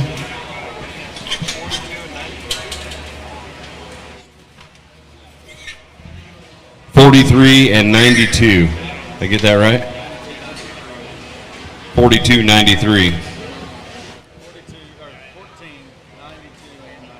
Oh, 92 and 93, sorry. 14 is the, I don't know, he's a synthetic Berk. I don't know if you can get that one in or not, but he is kind of Berkshire colored.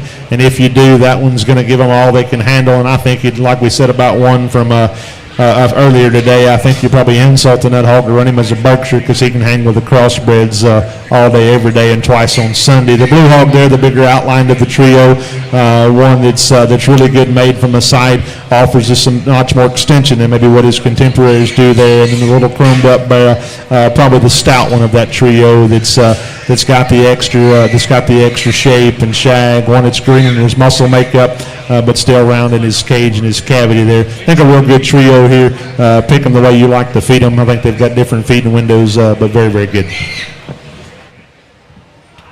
I think these are the final ones by Alton Walter, and again, the firm here that had a big play in the Invasion sale and had the vision, and obviously saved the very top end, and then brought the top end to offer here, and then wants to do so for the reputation of the sale as well as their operation. And I can tell you, again, they've been successful for many years and decades here, but in the last 4 or 5 years have obviously matched that success. This is my favorite set of pigs that Alton Walter has offered at a public setting here recently, and I think you can dig in. It's a large group, but a really, really good group of pigs by Alton Walter. And a great way to close out their set here. That is 14, 92, and 93. Good work to Russell and the crew, and big shout out to the drivers who got all the California pigs out here. Quite a trip between flat tires and trucks blowing up on the side of the road, but they made it. Things look good. They're going to head out. We're going to go right into Winter Livestock 49 and 50. And here's Tanner's offerings.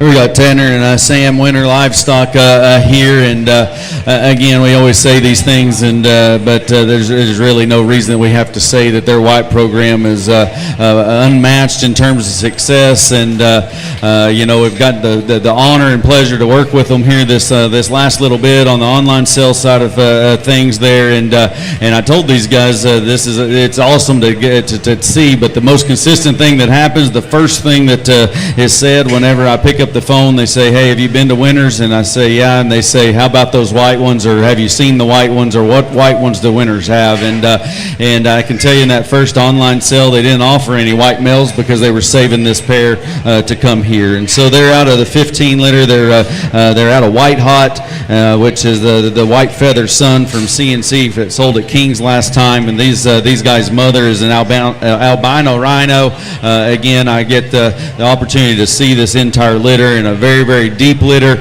stout, rugged made kind of white ones that still have look and presence. And again, from a firm that if you just put some tally marks together, have won more white championships in the last 2 years than any firm, probably 4 times over. And so again, tags 50, tag 49 there on the far side. Maybe a little bit of differences in the two in terms of just advancement of muscularity, but still very similar in terms of look, design, body shape, rib design there.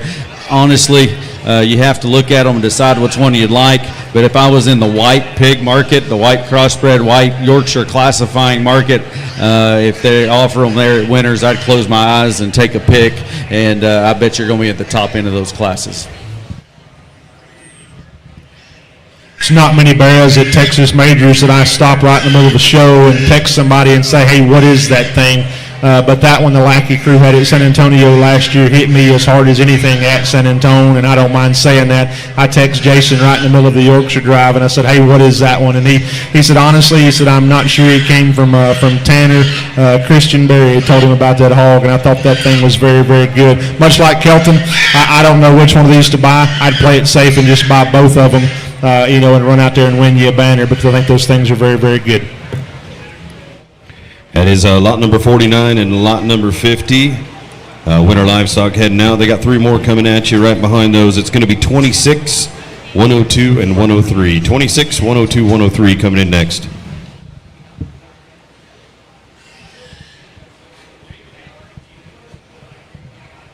Well, I commented there that the first thing that anybody asks whenever we start referencing winter livestock is that white program, and the next thing that comes right out of their mouth is, oh, how about those Berks? And this is a 16-liter Berkshire Gilt that I was able to see maybe 3 or 4 weeks ago, and she impressed me then. And he already had her saved back to come, or they already had her saved back to come here to the Invasion.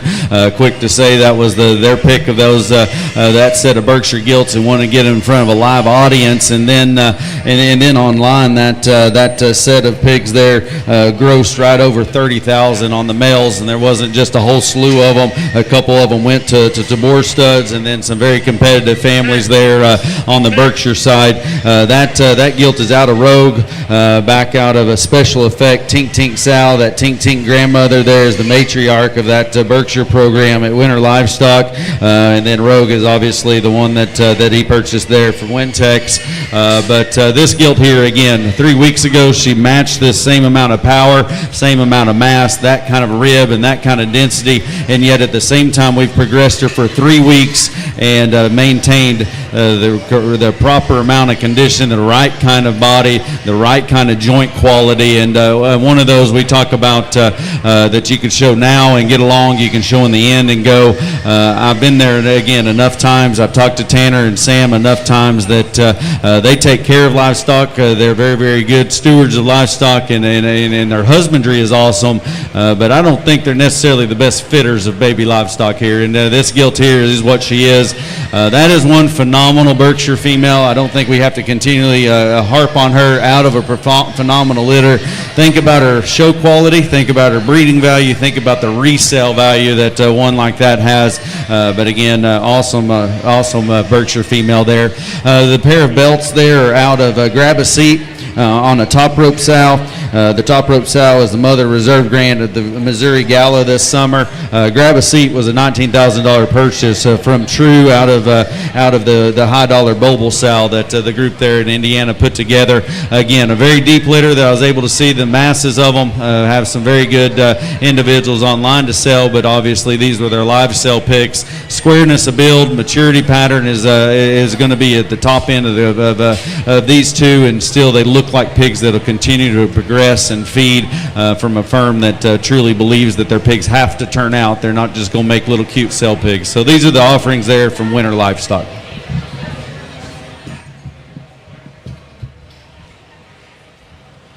I thought I was going to have a chance to buy this Berkshire Gilt when I saw Casey Mabry end up over and him Tanner up, and so I guess I'm at Tanner. What age is she, Tanner? June? Perfect. Guys, if that one doesn't get you blood pumping for what a Berkshire Gilt could be, and we've had a little success, and a couple of guys around the ringside have had some success in that Berkshire Gilt deal.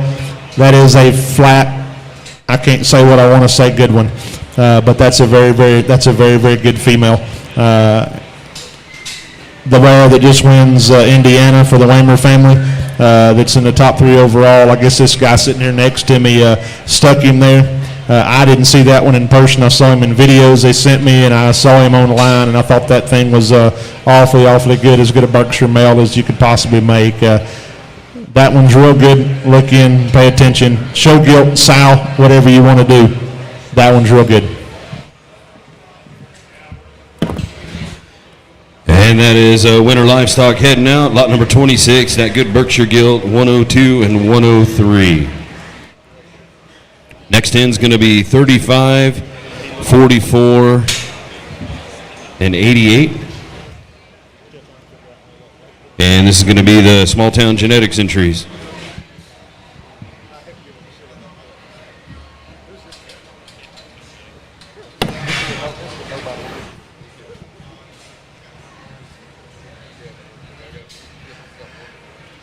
Not real sure who brought these pigs. I'd have left these things at home. No, James does a real good job here. Guys brings in a red bear, and that one hits me extremely hard. like I said a couple of times, I'm not sure where that one goes. If it's Denver, Fort Worth, San Antonio, his maturity pattern reads right for a red one. That is a square pin, good-legged one. That one's look up front in front of his blade is very, very unique for a red one. He's tall-shouldered, but yet he's still square. His elbow stays in him. Just a very, very good one. The Black Hog here is one that's unique as well in his skull shape and design at tag 83. That thing is really square from behind and just pushes a really wide envelope there as far as where he can go. And then the gilt that Paisley's on there, the belt that are kind of painted up, chromed up gilt there is another one that's you crossbred gilt feeders that are looking for hogs for Angelo and San Antone or possibly county shows where you can show gilts. That thing is rugged in her build, and yet she's safe and secure off both ends of her skeleton. I think that kind of echoes, just screams quality. I don't think she'll get you in the ditch. I think it's just one that's going to feed very, very good. Looks like just a good feeding kind of hog that gets out and gets the job done. May not win the first jackpot, but I'll bet you in January when she's or February when she's close to 300 in fighting weight, they'll have a hard time turning that one. Had to get things organized here on this side, and wanted to definitely get James's launch here, Small Town's launch correct here. But that tag 82 is a 97-liter pig there. He's got a pair of them. I'm assuming the other ones comes here next. But out of Shades, which is a $40,000 tricked out son from Brenning, and a really, really good offering here. You can kind of see a sampling as we kind of go through there, and it looks like that boar is going to definitely stamp that general stoutness that has to be in place in the show ring here. I like their body shape and the way that they're designed up there through their mid-rib, and it kind of comes into their forerib the right way for feeding pigs there. Loin edge is awesome, and really, really square built ones there. The Duroc male is tagged 44. He's out of Chained Up, and then the mother is $4,300 plat gilt there. Mates to the Division 1 and Division 2, or champion in Division 1, reserve champion Division 2, FFA Durocs there at Expo. The mom produced the champion Duroc. Sorry, I said I was going to get organized and messing this up, but Division 1, Reserve Division 2 at Expo. The mom produced the champion FFA Duroc there at Stalinas County, and champion 4-H Duroc at the California State Fairs. So very, very rich in terms of pedigree and championship groups here. Obviously, they're not going to send them from California if they don't believe in them. A good trio to kick off Small Town Genetics.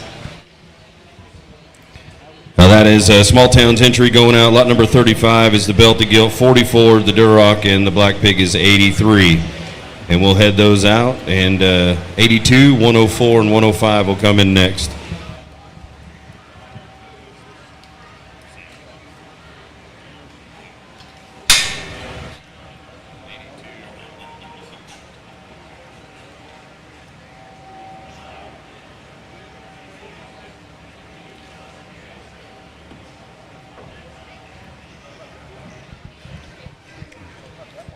So I did jump the gun here just a bit, and 82 and 104 in here. They're the mates. They're the 97-liter Shades pigs here. Their mother would be an $88,000 Lorenzen gilt there from the Sweetheart sale, full sib to the $52,000, $48,000 gilts, and a couple summers back. Obviously, James and Tracy Lorenzen are good friends, and was able to get right there in the middle and get some of Tracy's very best genetics, and it looks like it's going to pay dividends here with a pair of white crossbred pigs here that are definitely Yorkshire classifying when they come.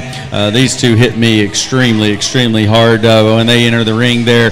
For that kind of a look and presence that they offer, they still have the correct turn to their edge. Their elbow lays in them right. Their hips are designed right, and those guys have flat, loose joints that can just run around the ring. They're going to do laps around them there once you get them on the stick. And Wick broke there.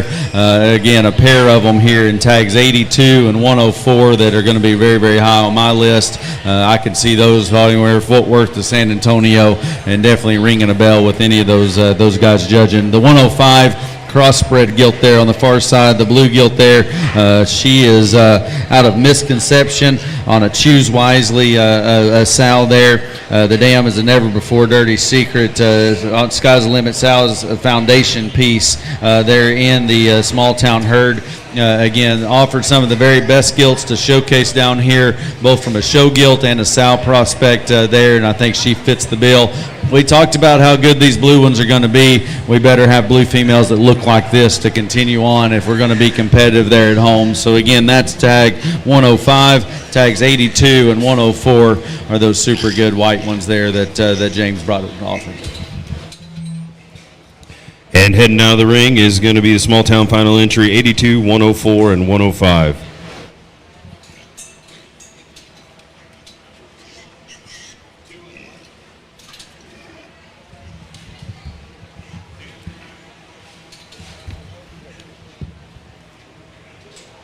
Next in is going to be the Doty Grove entry, lot number 2 and 3. These are going to be for sure choice lots when they come, and we'll let the boys talk about them.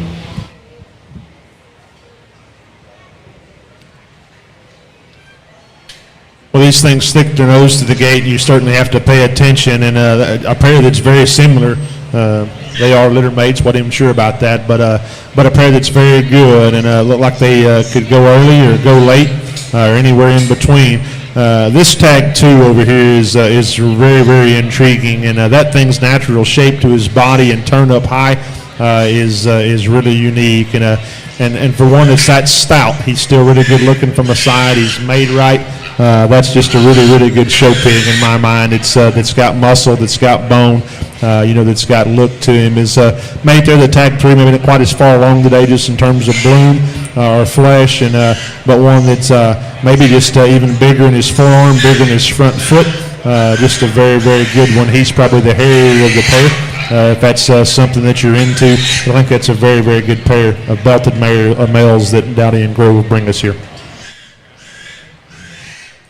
As stout and as impressive as they are when they enter the ring here, you look down and see their pedigree. They're out of the Canoe Boar, which was that extremely popular one that the Knauf firm sold at the opener last year to Upper Hand, back on a tricked out long line sow, and that sow is actually a litter mate to Cotton Appin. And so we've talked about pedigrees, we've talked about influential boars, and they've got them packed into these 12 litters here.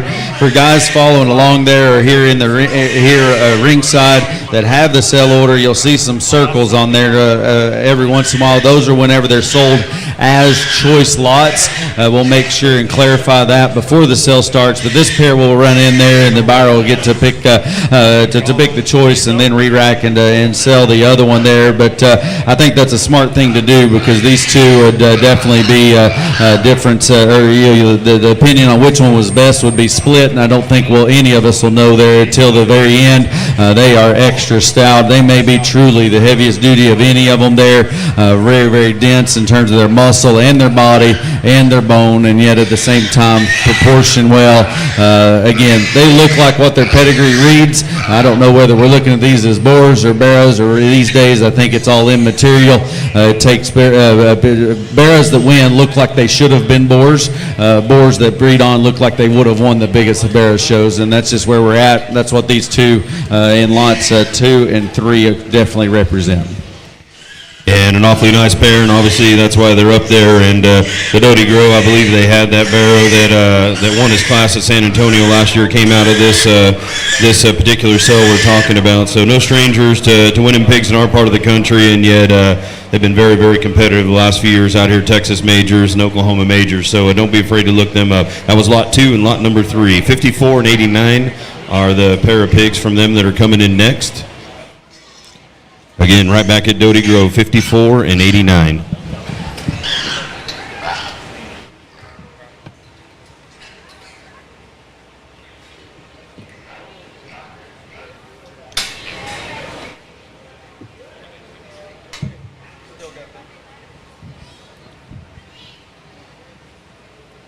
Bringing the next pair from this firm here, and actually just kind of trying to gather the thoughts after that the pair of 12 litters went out. These are the 13 litter males that they're offering here. They're out of Shock and Awe, back on a tricked out sow, litter mate sister to Trick or Treat. the board that they sold to Laird's in 2022. Again, awesome pedigree. We saw those two that obviously had just a little shot more age or size or maturity, but these fall right into suit there in terms of extra stout constructed ones there. I think all four of these that are consigned here are very, very stout muscled, but still edgy and sharp. They're ones of those that read very big about their arm, not just from the side, but coming at you. They got a thick arm dimension and stoutness coming right out the gate. Really good. And again, in terms of their squareness as they go, looks like the one in the center of the ring's got just a little bit more stretch and extension about him. Probably needs to show maybe just a shot earlier, or if he does, just fed just a little bit harder at a heavier weight. The one there in the corner there, the thin belted one, maybe as boxy built as any of them that we've seen that still have that really cute head, stout jawline. I love that one's length of body. Again, he's got a big, big arm when he comes at you. And that bear looks like one of those, take him slow, ease things together, give him at the appropriate stage. That's got the stoutness and the extra look there to win at a big, big, heavy level there. These guys are loaded. Again, this is the first time I've seen these. These four all could win big time at the highest level. I'll echo what Kelton said. I don't know. I may have to belly bump him, see who's going to get to buy tag 54, because that one hits me extremely hard, guys. Those of you that know me know I really don't care what anybody else thinks. When it comes to buying pigs, we just buy the ones that we like. We put them on our feeding program and see what happens. And I think that's a very good show pig. And if you pin me down and say, hey, what's one of your favorites? That's one of my absolute favorites that's been through here yet today. That's a very good pig.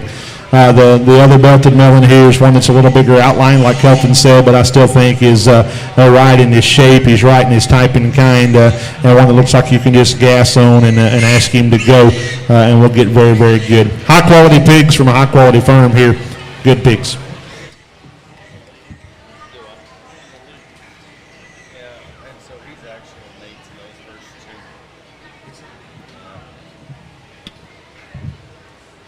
I actually need to clarify one thing. We get so wrapped up in looking at them, and I always tell my crew we don't show them with pedigrees, so does it necessarily matter? But when we buy them, we are. That little 54 that we talked about is actually another one of the 12-litter canoe pigs.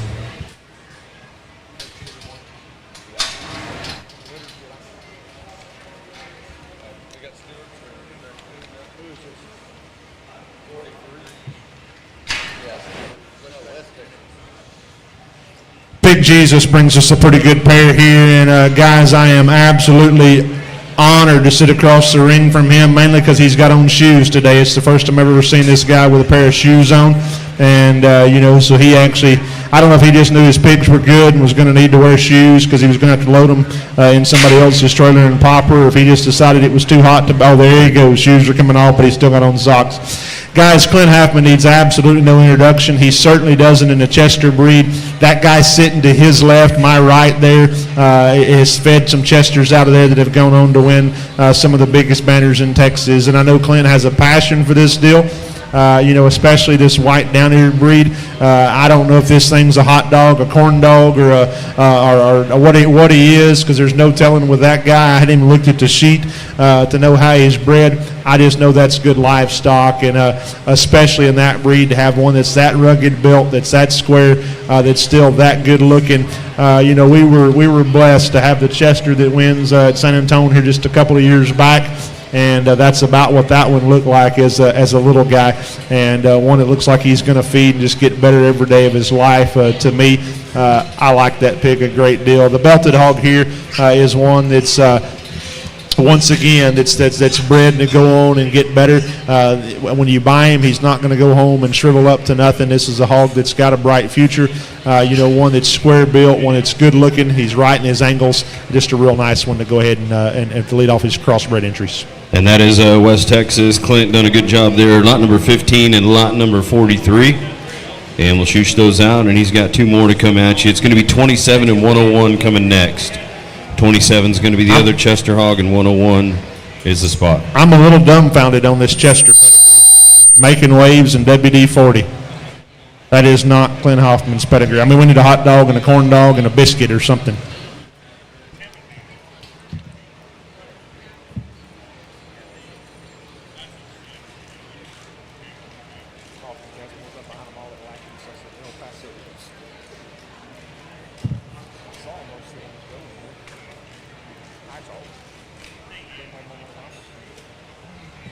I don't know which ones these are.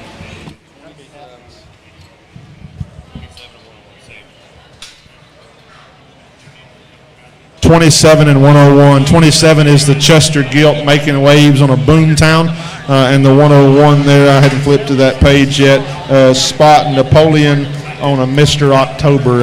Guys, one of my favorite show gilts that I ever saw was a Spot that the Luke families had just a few years back that I think absolutely dominated the circuit. I thought we were absolutely privileged to be reserved behind her at State Fair that year, or that's when the State Fair and Heart of Texas was combined, and I thought we had a real nice one from that year as well. But that gilt cut a swath in that Spot deal that's probably never been done or never will be done again. This barrel reminds me a lot of that gilt, guys. I don't know where that thing goes, but I'd hate to show against him is what I'm going to tell you. I don't know. He may need to be a boar. That thing is that good. That kind of build, that kind of look, that kind of rib cage, that kind of square pin set and that kind of hind leg in a Spot. Maybe Brady Jennings is over on the phone gathering up some money to buy him for a boar. I don't know. He's talking awful big over there, but he gathered up to watch that one. That's a real good one. This Chester Gilt, you Chester Gilt enthusiast, and guys, that breed's been hard to put together as of late. And I think this one's rather unique for that pedigree. I got speaking of the Spots, I got the chance to judge the Spot Gilts and barrels at Belton year before last, and I know Clint got along real good in that deal, and I thought that was a real good set of gilts and boars that he brought. So his Spot Gilt program is headed to the top, and it's been good, just like he's got these Chesters. So look these pair up in the back. If they interest you, I think a very, very good pair. You know, and Scott, just to echo some of that, the 101, you guys are going to ask, well, if it's so good, why is it down so far in the sale? And this sale has the good ones scattered all out. They're not just listed best to worst. So from a breeder standpoint, it keeps everyone engaged in the sale, but it's going to start off with some crossbreds that are pretty salty, and then it's going to scatter the good pigs all the way through. You guys got to dig through and find them. So don't power rank them just because it has, 69 in its ear doesn't mean it's the 69th best pig in here. There's a lot of reasons why sellers are put together. A lot of places do rounds and do picks and all that. This one's just going to be one through whatever we have when it's all said and done. And again, them good ones are scattered all throughout there. 101 is a perfect example of that. Congratulations, Clint. West Texas, you got 4 awfully nice pigs there. Proud of you. And maybe another example of that is the young man that's coming in here next, Doug Stewart, bringing pigs in here. Lot number 28 and 29, and these are not 28 and 29th place Durocs that you guys are going to see when the gentleman next to me to discuss them. Guys, these don't have to get out of the gate very much to know that they're going to be very good red hogs. And once again, one of my the favorite red ones was one that the Lackey family actually showed at Expo just a few summers ago that came from this same place. And I thought I saw that thing at a jackpot early on in College Station and thought she was very good. And these hogs always intrigue me. When he posts pictures and videos, has a lot of online sales.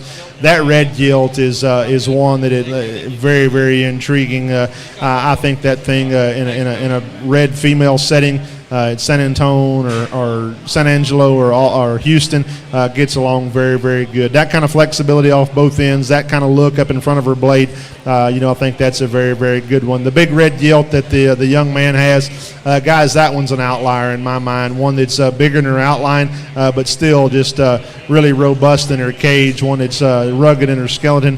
Her front end is so good when she drives right at us. Her toes are good. Her knee sets back in her like it's supposed to. One is extended. That kind of hip and hind leg and a red one is just unheard of. Doug brings us a really good pair. You buy the one you like. We continue those around and wait on the next ones here. Just as far as pedigree goes, all of these Stewarts are sired by Influencer. He's a home-raised boar there out of Statement Day back on an Essential sow. Essential's a litter mate to Waymaker's mom as well. And he made note here that basically limited semen, just a couple doses or a few doses of select semen for some guys around, and they use him exclusively there at Stewart Durocs, and obviously you can kind of see why. One of the heavier structured red boars that still offers a lot of design and look and flexibility. And I think another really nice pair, we've got the two male offerings here, is as Scott said earlier, you better start these red ones just a little bit on the greener side, and yet these guys are as loose jointed and as loose skeleton as probably any of them of any breed that we've seen. They are greener in terms of their muscle, but they still offer shape. It lays on their body in the right way for feeding pigs to go. And again, this is a breed that obviously the top end is as good as any of them when they enter.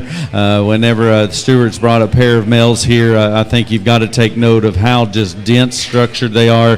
Big arm, they're backwards set to their shoulder and forearm and knees, probably maybe as good as any in this particular breed are, and that's a place that I think is going to be of area of interest here whenever we come in here, or I guess an area of emphasis this winter, because we probably too have the front ends maybe out of whack just a little bit on the red ones right now, and these guys are built right in that way.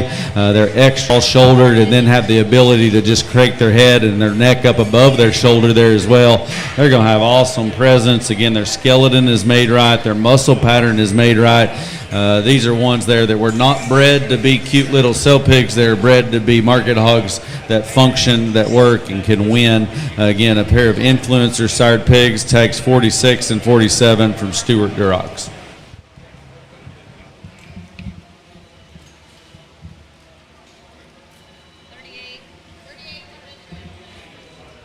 And that is 46 and 47 coming out, and 38 and 100, I believe, is what I was told.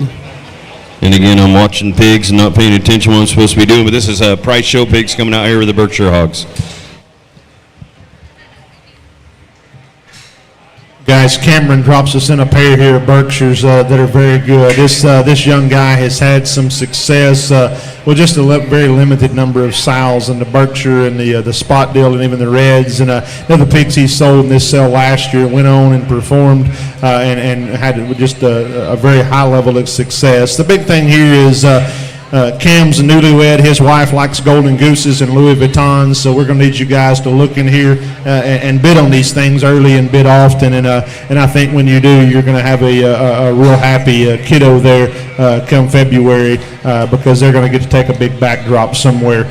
I hadn't ever got to buy many show pigs from Cam, but his wife sold me about 5 cars here in the last couple of years. So she does a real good job of selling and marketing Cam. He just lets the pigs speak for themselves, and they can do that because they're good quality. They're built right. They're hogs that feed. They're going to get better. He's not got a lot of fluff in these things. They're hogs that are just that are natural. So what you see is what you get. The louder marked hog over here that the young man's got there in the blue shirt is one that's extremely heavy structured, really, really round in his rib cage, and just for a Berkshire Barrow, one that looks like has got some grow in him and can have several different endpoints. The white-eared hog here is another one that's maybe not just as crisp today as in his edges as what the painted up hog is, but yet I think he's a little more extended up front, maybe not quite as stout in his jaw, but offers us a really, really neat look up in front of his blade. Just a real good pair here that Cam and Tam brothers. Pedigree-wise, real quick, the 4-liter Berkshire male is out of Top Hand, obviously the extremely popular Top It Off son there at Colson's that bred probably as many Berkshire sows and is as different looking as any of them out there. That's the sire of the 4-liter there, Top Hand. The 3-liter male is out of Dash to Fame on a Wild Thing sow. Again, if you read this, the sheet that we have here, very, very successful sows, and obviously we can let those pigs speak for themselves, but a powerful pair there from Price Show Pigs. And that was 38 and 100, a pair of nice Berkshire boys. We're going to go right into Reeves. He's already here, lot number 81. Drop this white one in from the Reeves and Smythe firm, and guys, we've said it several times today that good white ones are hard to come by. This thing looks like he's white, looks like he's going to stay white. If you've ever been over to Cole and Melissa's place, they've probably been in the sunlight and not pampered. So I'd say if this thing's white, the chances are he stays that way. He's out of the buckle up boar. We've said several times today that boar needs no introduction, and then you take him and you make that one white. Then I think you make him extra special. Where this one's good, he's real good. That's in his length of upper hip and his ability to plant plant and pull there off those rear two, which, that's the sword and the buckle ups. And this thing, when he drives at us, is just true and square in his chest. He's big up high, good looking from a side. I think just a really neat white one that Cole and Melissa and Brandon and crew have brought us. And that is lot number 81 heading out the White Hog and getting into the bread and butter of the Reeves Smythe firm. This is going to be 39 and 40 dropping in here, the Berkshire Hogs.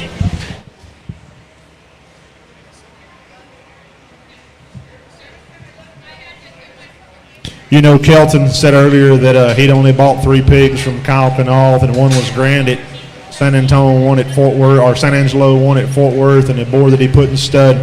Well, I can honestly say I've only bought 1 pig from Reeves and Smythe, and he was a breed champion at San Antonio. So I guess my record's okay there. And but guys, these hogs feed. Cole has a passion for this deal. He needs to keep his shirt on at the backdrop most days. But other than that, just a real good guy when you get to know him. Has a passion for raising quality show pigs and helping young people. The Burke Bear over against the fence that the young lady in white's got. Guys, if this one doesn't get your blood pumping, you're probably not going to show a Berkshire that's going to go hang a banner this year, because that thing is whacked out up front. He's big up high. That thing looks like the sports car with the big wheels and tires on him for that breed especially. One that's sharp looking from the side. He's dressed to the nines. I like that one a great deal. Once again, like I've said a couple times today, I don't know that one's in point. He looks like he's got a variety of windows to me, but that thing is very, very elite. And I know Cole and Melissa have raised some very good Berkshires, and I think that one's in the upper end of the ones I've seen that crew put together. The one the young man's on is a stout one in every sense of the word. That thing is stout-skulled and jawed and just got a big chest in him and a big cage, and one that looks like you could mash on the gas, or once again you could sit on that one just a little bit and probably make him what you want to make him. He looks like one you can manipulate and do whatever you wanted to do. Color's good on these things. I think they classify very, very easy. I think just a really, really good pair that firm has brought us. Obviously, those guys tend to win whenever they bring one of these out. Both of these pigs, they're not litter mates, but they're both out of Dash to Fame. The Tag 39 10-litter male pig is out of a bad negotiator sow. Tag 40 is out of off the ledge sow, but match each other in terms of stoutness and rib, and just in terms of bone work there as well. Feed them and get them right there at the end, and you'll have one to win and carry on the tradition there of Reeves and Smythe. We got tag 106 here. Tag 106, again, another entry there from the Reeves and Smythe firm. There, it's a 6-litter male pig out of Midnight Oil on a day drinking sow.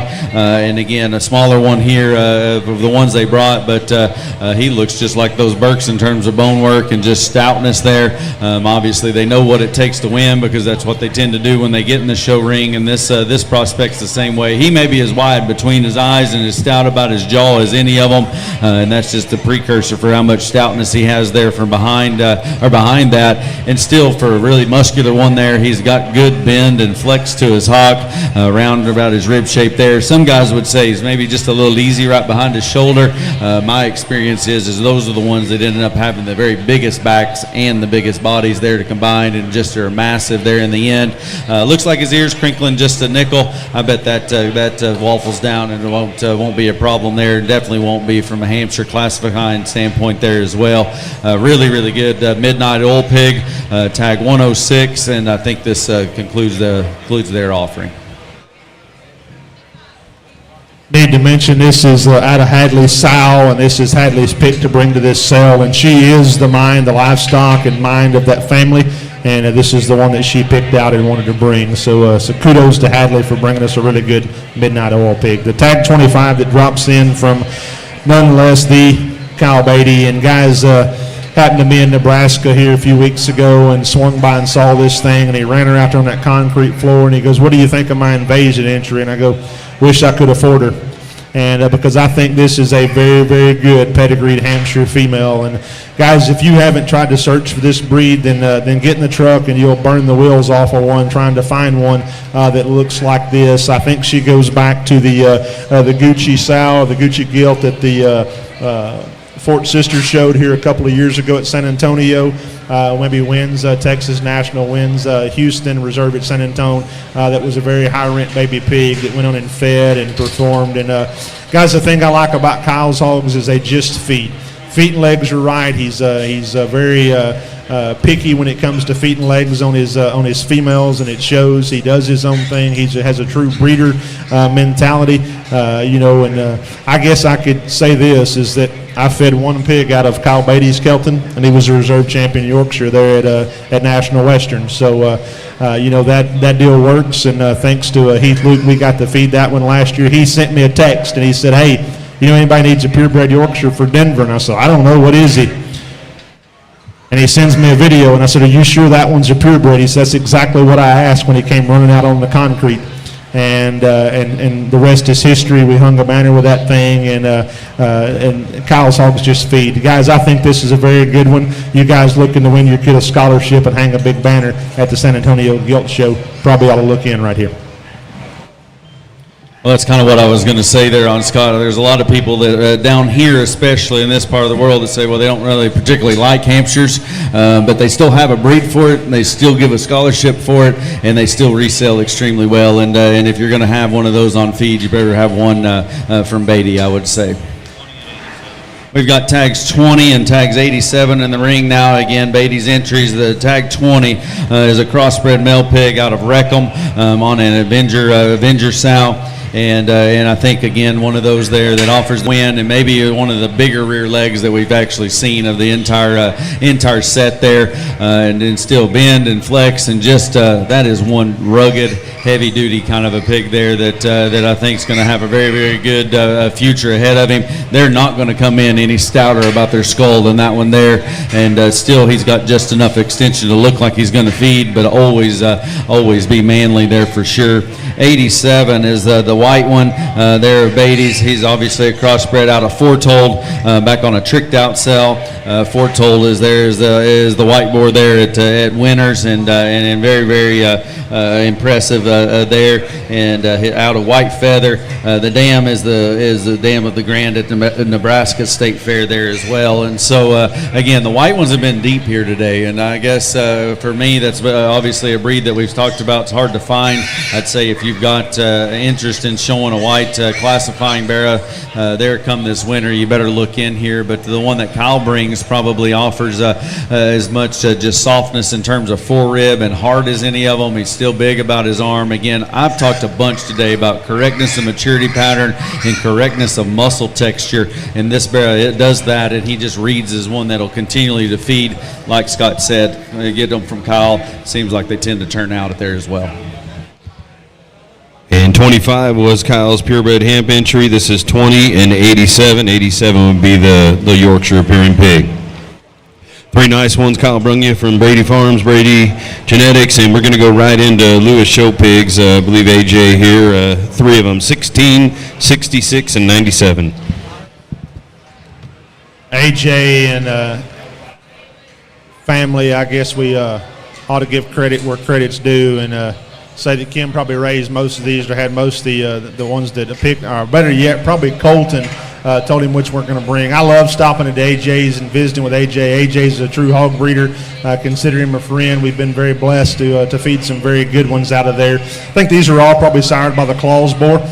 We were fortunate enough to show a litter mate to Claus last year at San Antonio, a solid black barra that Nate Sanchez showed that ends up second, one of the heaviest classers, the heaviest class of crosses there in Wave 2 at San Antonio. Thought that thing was very, very good. Love that boar. I know that McCoy's got him now. That was about $100,000 off the farm purchase there that McCoy made here just not too long ago. Got the chance to go through this set a week or so ago and see these up in Iowa and thought they were very, very good. I know Dave brought these down. AJ and them have been busy at the state fair. Guys, these hogs feed. They get better each and every day. You're not going to find hogs that are any stout or structured that are made any better. AJ is critical on feet and legs. Make sure they all go the same direction, and yet they'll be burly. They'll have look. They're hogs that are easy fleshing, that just go on and feed. This tag 66, if That one's not stout enough for you. They're probably not going to be one in this offering today yet. That thing's look from the side and height of shoulder is just very, very unique. That thing's turned to his upper cage. I think that's a very, very good prospect. Boar Barrow, I'm not real sure. Just think that's a very, very good one. The other two maybe not quite as far along in terms of their flesh or bloom, but very, very good pigs that have different endpoints. AJ's put us an exceptional set together here. Pay attention here, folks. These actually feed. Like Scott said, these are on the claws boar that's obviously kind of tearing a path across and has gained a lot of attention there because he does something good about their bone work. What's neat about this trio is they all carry that same similar differences in terms of a type, and I think where the differences lie is just what kind you prefer to feed. And you get these across, and I guess the one on the stick there is probably as high-headed and as neat about his jaw as any things together. Saw his picture on Facebook, and one of those that hit me very hard is one that I wanted to look at, talk a long time. Again, just general stoutness and still the ability to feed. The little greener one obviously reads just as good about his head and his arm and his blade. AJ's always been known for stout, muscular ones with bone, and he does this with even more class than maybe some of the ones there that we've seen that always have turned out. These have big-time potential. This is an awesome sell offering, but these guys right here are right at the top. Yeah, we've got tag 24 that comes in next, and again from Lewis Genetics, another claws sired gilt here on Boardwalk, never before there, and again the boar there, claws that's done such a good job. We can see the sampling here, but if you just studied Winters and watched Facebook there, he showed up quite a bit. And again, these guys didn't bring tons of gilts per. This is obviously Barra season down here, but they brought some of their very best, and I'm going to tell you right now, this is maybe the stoutest legged crossbred that we've seen so far. Matches what Claus has done in terms of just stoutness of skull and jaw and arm, as we talked about. We can be repetitive there, but we all know we have to have that to win, and yet this gilt right here has a breeding hog look in terms of her forerib, midrib, and body, so parallel and still symmetrical there from the side, but still she's market hog in terms of her shape up top. I was excited to see this gilt as well. I tell you what, I think AJ's stuff has it going on, and this gilt right here will win in the show ring, make a phenomenal sow there. Again, that's Lewis Genetics, tag 24, the claws sired crossbred gilt. And single entry head now, I'm going to go right to lot number 65, 67, and 98. We're sticking with AJ and Pigs Enemy. 65, 67, and 98.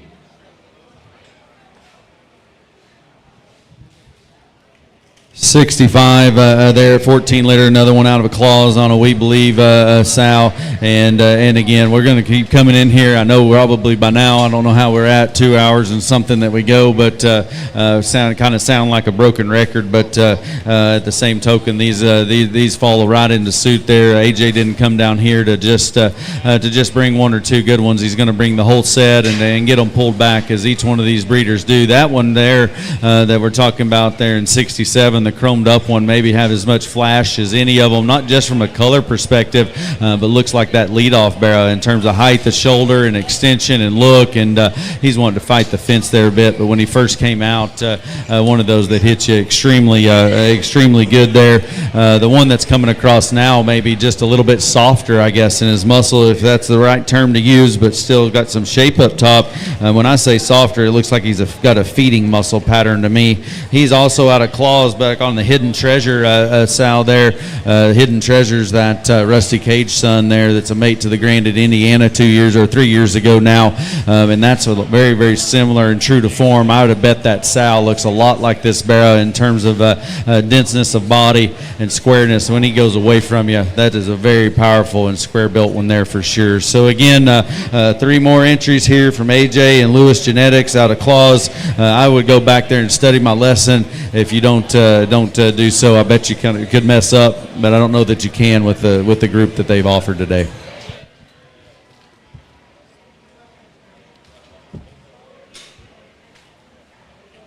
That one was 65, 67, and 98. We're going to go to 72, and 113 is going to be coming on here next, and this is going to be the right hand show pig. 72 and 113.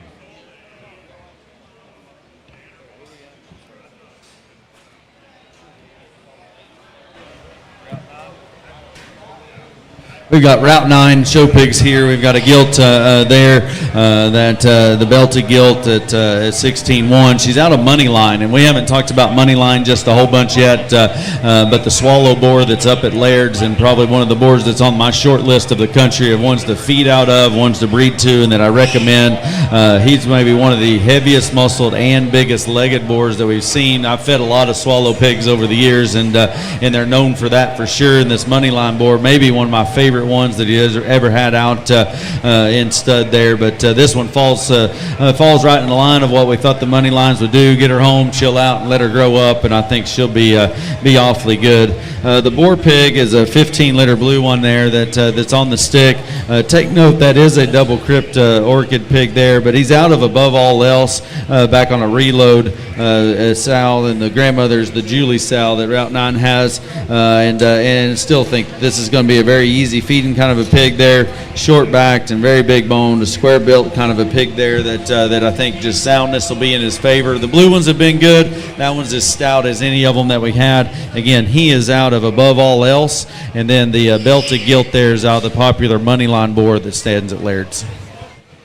And that is lot number 72 and 113, Route 9 Genetics. And ladies and gentlemen, those of you here on staff, those of you out there in the World Wide Web, we thank you very much. Taylor Fort Live has been with us and does a great job of broadcasting live streaming previews and sales and everything that they do. The two young ladies that are out here, absolutely professional, and we appreciate them and everything they've done. You guys, the barns are open. If you're here, you're welcome to sort through them, get the stock up, talk to the breeders. It's an outstanding offering, as you guys can see. I think drinks and refreshments are going to be out here. And don't forget, tomorrow, 1 o'clock, CCI Live will be live streaming it. We'll have a live auction for you guys tomorrow. 10 o'clock, we're going to do a preview. 12 o'clock lunch, 1 o'clock sale, and we're going to do our very best to be sharp and on time. So breeders and those of you who are coming back tomorrow to dig through these things, 10 a.m. we'll do a quick preview, no talking, just walk the pigs through the ring. 12 o'clock, serve you guys lunch. 1 o'clock, we'll get after and hopefully have you guys out here by 3 o'clock tomorrow. Scott, Kelton, thank you guys very much for the kind comments and the honest words that you have and your wisdom of the industry. Again, a big shout out to Taylor Fort Live, the breeders, and the Horwath crew that puts this on. You guys are great. Appreciate you. If you got any questions, let us know. We'll be back at you tomorrow.